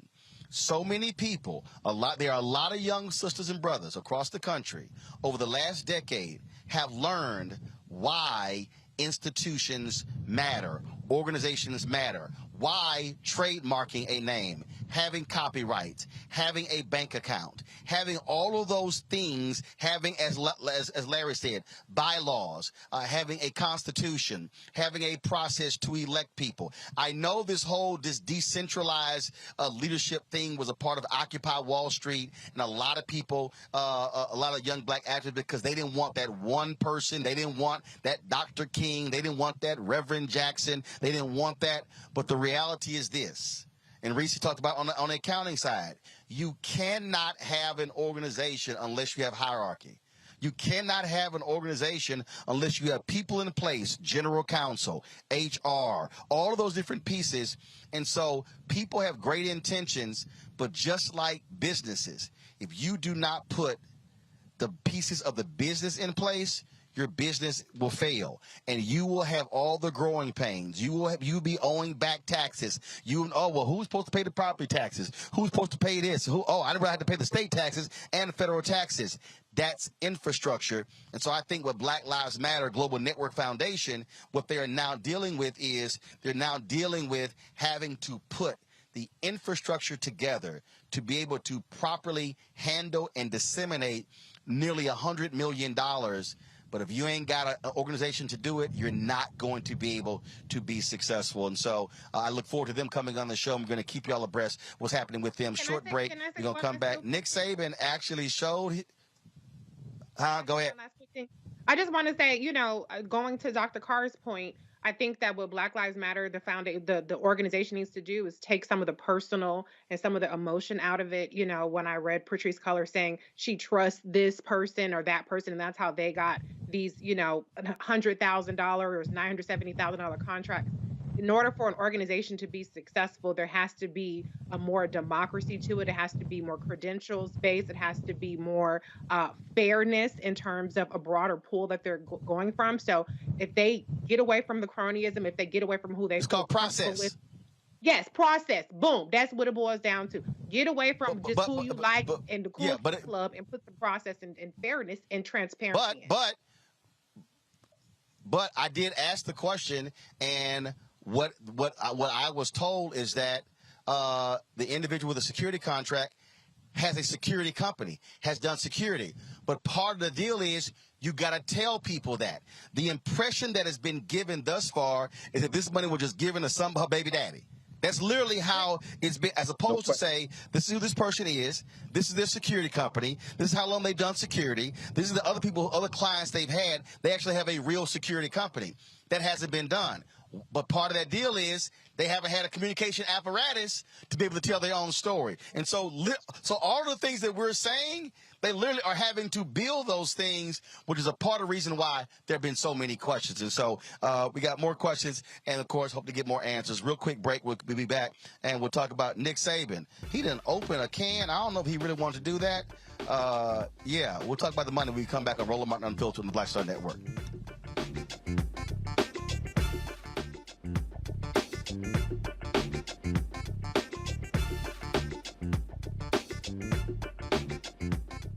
Pull up a chair, take your seat at the Black Table with me, Dr. Greg Carr, here on the Black Star Network. Every week, we'll take a deeper dive into the world we're living in. Join the conversation only on the Black Star Network. You want me to do something crazy, but I don't know what to do. I'd rather just sit here. Hi, this is Cheryl Lee Ralph, and you are watching Roland Martin Unfiltered. I mean, could it be any other way? Really? It's Roland Martin.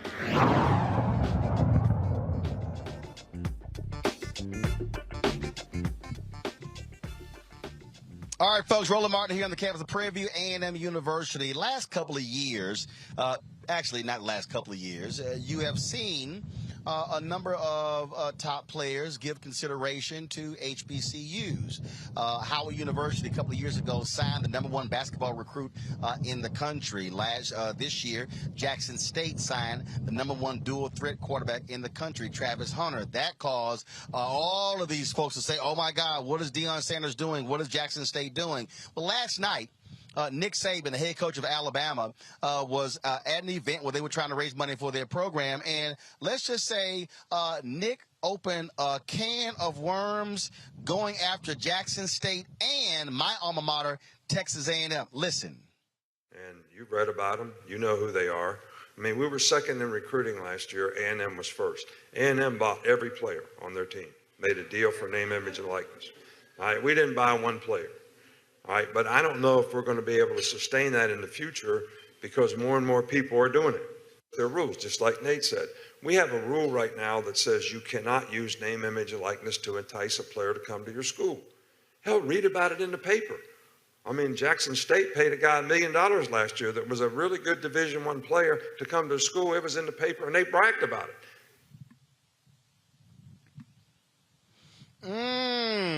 Really? Well, Jimbo Fisher, who worked with on the staff with Nick Saban when they were at LSU, let's just say he was a little pissed off, held a 10-minute news conference, and he was breathing fire the entire time.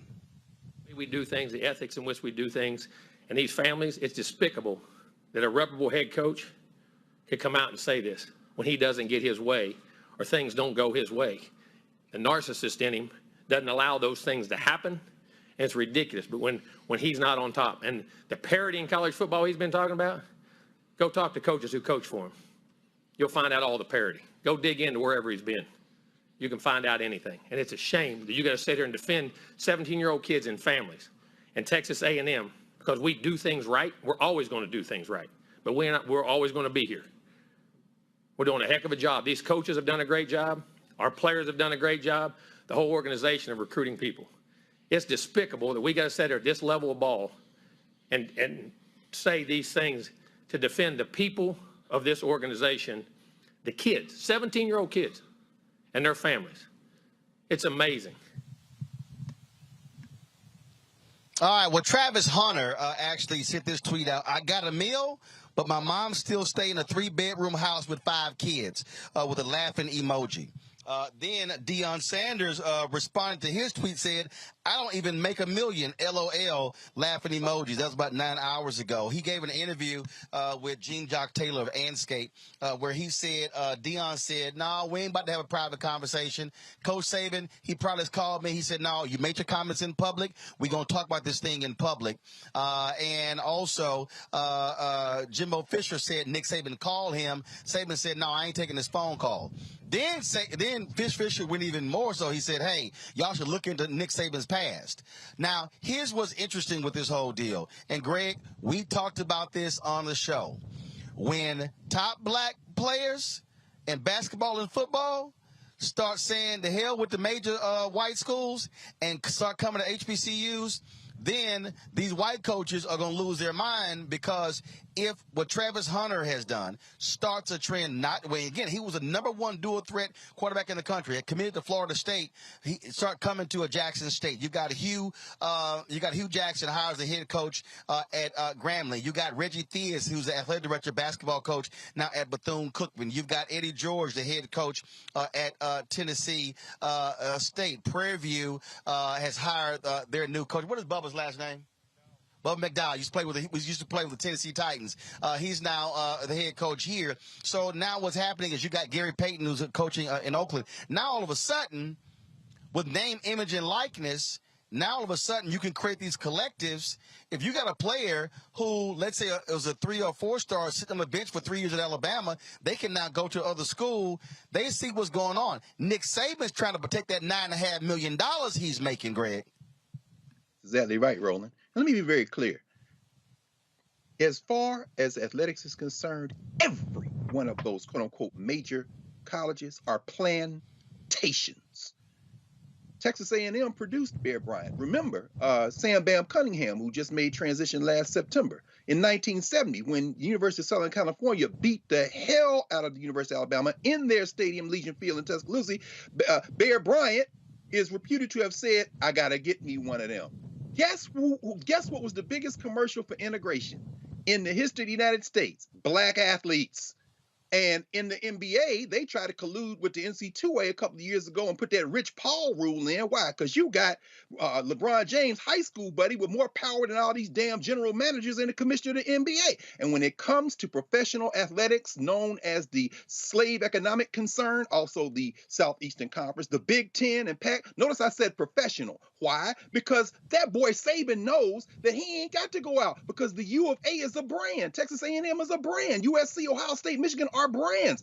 Name, image, and likeness blew it up, as you said, Roland, as you've been talking about it for months. With NIL, you can take your image anywhere. Well, guess what? The only thing holding this whole criminal enterprise together was not having a slave rebellion. Oh, but it looks like in Coach Prime, you got the right one, because Coach Prime knows that that plantation relies on you having overseers at the high school level who don't even tell these black athletes about HBCUs. So what did Coach Prime do? A couple of months ago, he tweets out, high school coaches, give me a chance to come on campus. See, you can't look away with Coach Prime. Why? Because he was prime time. He was your man when he was making you them plantation dollars at Florida State. But now he knows how y'all set this up so these boys and girls, and I'm talking about women too in terms of basketball, never see the assistant coaches the plantations send out. And then finally, Coach Prime, and I know you saw his press conference today, Roland, this is what he said, and this is why I'm sure you said what you said. He said, Coach Saban wasn't talking to me. Coach Saban wasn't talking to Jimbo Fisher. He said he was talking to his boosters. He was talking to his alumni. He was talking to his givers. He was trying to get that money, Sanders said. That was what he was doing. He was just trying to get us to go where he is trying to get to. Meaning what? Look here, boy. When they start going to the HBCUs, the plantation game is over, and Nick Saban is fighting for his life, and I hope you cut his whole damn head off, because I wouldn't send nobody related to me by blood to the University of Alabama. Go on Tuskegee. Go on to Alabama A&M. Go on to Alabama State. Research the history of these schools. See how these NFL coaches used to come on the campus of a place like Tennessee State and pick the brain of coaches like Joe Gillum Sr., whose son was the quarterback for Tennessee State, and you should have been in the Hall of Fame with the Pittsburgh Steelers and hadn't screwed him for a rag-ass arm quarterback named Terry Bradshaw. Go hear about Eldridge Dickey. We could talk about this all night, and you've talked about it so many times, Roland. No need more to talk about that. That boy's scared. And guess what, Nick? You better be scared as shit, because they coming for you now, and they know where all the give you some numbers, Larry. Alabama's athletic budget, $180 million. Nick Saban gets $9.5 million. The entire Jackson State athletic budget is $8 million. Supposedly, Jackson State gave Travis $1 million. Deion only makes $300,000 at Jackson State. The bottom line is what they are freaking out. They are freaking out that just like a lot of the top black academic students, again, I'll use my nephew as an example. Okay, I'm an A&M graduate. His mama is. His daddy is. His other uncle is. Okay, so you got four Aggies in the family. He came to Prairie View for 2 years, and he was going to go to A&M and finish and get his degree in construction management. Chose to stay here for the 4 years, and so one of the top academic students. What they are afraid of, they are afraid of the top athletic black players doing the same thing that is happening on the academic side, because they understand that that's their meal ticket. Yeah, Roland, we had in the last 24 hours shots fired. Nick Saban going after your boy Jimbo Fisher, and unfortunately, Deion got caught in the middle. But the one thing that's really important here in terms of what you were talking about and Dr. Carr talked about is really talking about the empowerment of the black athlete. So that's what's really going on here. Financial, and then once again, NIL, controlling your likeness. We've been talking about for decades in terms of making sure that black athletes, because I'm really talking about black athletes here, have the opportunity to make money, because there's, universities selling jerseys, et cetera. But listen, you talked about it. Nick Saban is making plenty of money. He's trying to protect the UA in terms of how easy they can recruit all over the country. They don't just go to southern United States. They go to California and recruit guys. So these comments by Nick Saban is he's just trying to make sure he can continue to get the guys to get. And you're right, when Deion Sanders has been able to do what he's been able to do in terms of recruiting, and also the guys are coming through the transfer protocol that come from Jackson State also. He shook at the foundation, and you're talking about hundreds of millions of dollars right? So Brother Carr's talking about NCAA. It is basically a plantation, as he talked about. But once again, NIL, you were having these black athletes being empowered to go wherever they want to go. We just saw a transfer from Pitt, Addison transfer, wide receiver from Pitt, transfer from Pitt to USC. But once again, power and control. And Saban doesn't like, even though he's won multiple national championships, he always wants to be number one. And you talked about Jimbo Fisher used to be his former offensive coordinator. So there's a lot of some personal issues going on there. But listen, Jackson State and a few other HBCUs, Howard, et cetera, are going to be able to recruit these students because they have history. Jackson State had Sweetness graduated from there. Walter Payton, one of the greatest wide receivers of all time. Jackson State has produced Hall of Famers. So have several HBCUs. So when people making this argument about why going to Jackson State, they produce like 4 Hall of Famers. So students, young black brothers and sisters that go there have an opportunity to play in the WNBA, go play in the NFL, et cetera, get a quality education, and people see their humanity at the same time. Reese, here's why coaches like Jimbo Fisher are losing their mind.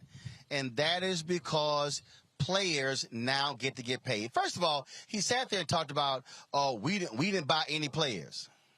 Come on, Roland. Come on. Come on. Come on. A brother tweeted today that he said, I wasn't going to go public with this. He said, I've worked out with many former Alabama players who lamented that they made more money at Alabama than they were making on the practice squads in the NFL. Mm-hmm. Now, I don't know who Nick think he fooling. But if he actually thinks that we are this stupid, that Alabama has not been playing players, come on, bro. The bottom line is this here. They are upset that they don't get to control the players. It's a brother who is the top receiver in the country at the University of Pittsburgh. He has said, I'm entering the transfer portal. I want $700,000. You got a basketball. The University of Miami, one of their alumni has set up an NIL deal. They paid an incoming player, I think, $500,000 part of the NIL. Well, the brother who's already there is an All-American. He said, yo, if I don't get $800,000, I'm leaving. What they don't like, they're not all these coaches, well, this is not right. The players are making decisions on where to go because of the money. Your punk ass deciding where to coach because of the money. Right. Not sitting. What they don't like, they don't. And then, last point, Reese, all these white coaches, a lot of them conservative. I thought y'all believe in the free market. Ain't that something? I thought the free market says get what you can where you can. Oh, now the players get paid. Now they literally are going to Congress saying, y'all got to pass a law. This unfair. Go ahead. Well, first of all, get money. Get every last one of y'all, get every cent that you can get. I'm all here for it. But what this is revealing is white folks who have every privilege, every advantage to the tune of hundreds of millions of dollars or over $100 million advantage, losing their shit when that advantage is still not enough. See, the thing is, the Nick Sabans of the world don't want black folks to have shit unless they're the ones pulling the strings. They want these players to be their mules, tilling the fields, making him $8-9 million or whatever. But God forbid that they get something out of the equation other than, nice meals at the dining hall, maybe get to ride around a nice car, free housing, whatever the situation may be. So he's salty. And he's just going to have to stay mad. At the end of the day, black schools have something that an Alabama school can compete with, and that's called the culture. It's called swag. It's called legacy. It's called history. And once more black folks and black athletes start realizing that their path doesn't have to go through these white schools and to be the boys on the fields for the Nick Sabans, they are in some deep shit. And so that's what he shook about. They're going to catch up. They're going to change the rules. They're going to have their money they can throw at the players. But this is his opening salvo to say that. But it's not just about the money. And it's not even just about the specific player. It's about the control that they're losing. And it's about the danger that black athletes, knowing their worth, are valuing things beyond the white gaze of these, always championship schools.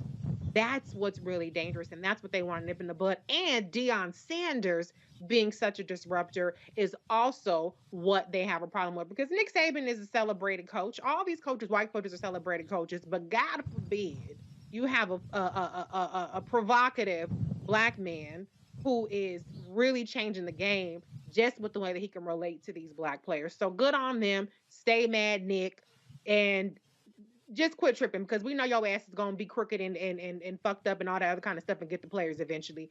So you lost this one. You lost this round. Get over it. That's right. You lost, and guess what? I want every brother who's in sport get paid. If the law allows for you to get paid, ask for, because guess what? Nick getting paid, the school getting paid, they got TV contracts, they got endorsement deals, they having you signing helmets and jerseys, and you ain't making no money. Damn it, get paid. I told y'all America is a capitalistic society, and the reality is the talent is out been making the money, and it ain't no different what I've been saying to all these HBCUs. Y'all need to be looking at every single one of y'all contracts and saying, hold up, are we properly monetizing and getting our value? I said it. I don't understand how the State Fair Classic is not on television. Prairie View and Grambling should be looking at their contract and saying, okay, are we making enough money? Grambling should be able to get enough money for the State Fair Classic to bring their band to Dallas. They have it. Okay, somebody should be looking at that contract. All I'm simply saying is, folks, this comes down to the money, taking advantage of the opportunities. And so, hey, if a HBCU can create a collective, Grambling has created a collective that allows for them to go create NIL deals for their players. That's exactly what should happen. So if you got some brother who's a backup to the backup at one of these Power 5 schools, yo, go find $50,000, $75,000, $100,000 and say, come on down. Because guess what? The NFL will still find you. Jerry Rice is in the Hall of Fame, and he was down there at little bitty Mississippi Valley State. That's right. Trust me, when you got talent, they'll find you, but get paid. So Nick Saban, you can cry all damn day you want to. We don't give a damn when you crying. So Deion don't care. Jimbo, Texas A&M don't care. And trust me, I don't know whether the October 8th game is going to be in College Station or it's going to be in Tuscaloosa, but I will be on the sideline because I want to see who going to get cussed out when A&M plays Alabama on October 8th. Y'all, that's it for us. Larry, Reese, Greg, I appreciate it. Thank you so very much. Y'all, we got to go. It's been a great day. Let me thank the folks at Prairie View A and M University for allowing us to stroll through. Y'all think I'm lying. We literally hit them up on Monday and say, hey, we coming through. Can we do the show on the campus? They accommodated us, so we certainly appreciate that. So please, y'all, and remember, I keep telling alumni, give back to your school. Don't be sitting here wearing your letters and talking about your school if you ain't sitting no damn check. Don't be sitting here spending money coming back from homecoming and you buying hotel rooms, tickets, rental cars, food, and alcohol, but you ain't left no check to the university for the next generation. That's all I'm saying. Folks, that's it. Tomorrow, we're going to be live streaming at noon the ceremony at Jack Hayes High School. We're giving away 2 more of my scholarships. We did it last year for the first time. I'll be on the campus of JY tomorrow, and we'll be broadcasting the show from Jack Hayes as well. So we'll be in Houston tomorrow. Thank you so very much, folks. I will see you tomorrow on Roland Martin Unfiltered right here on the Black Star Network. How?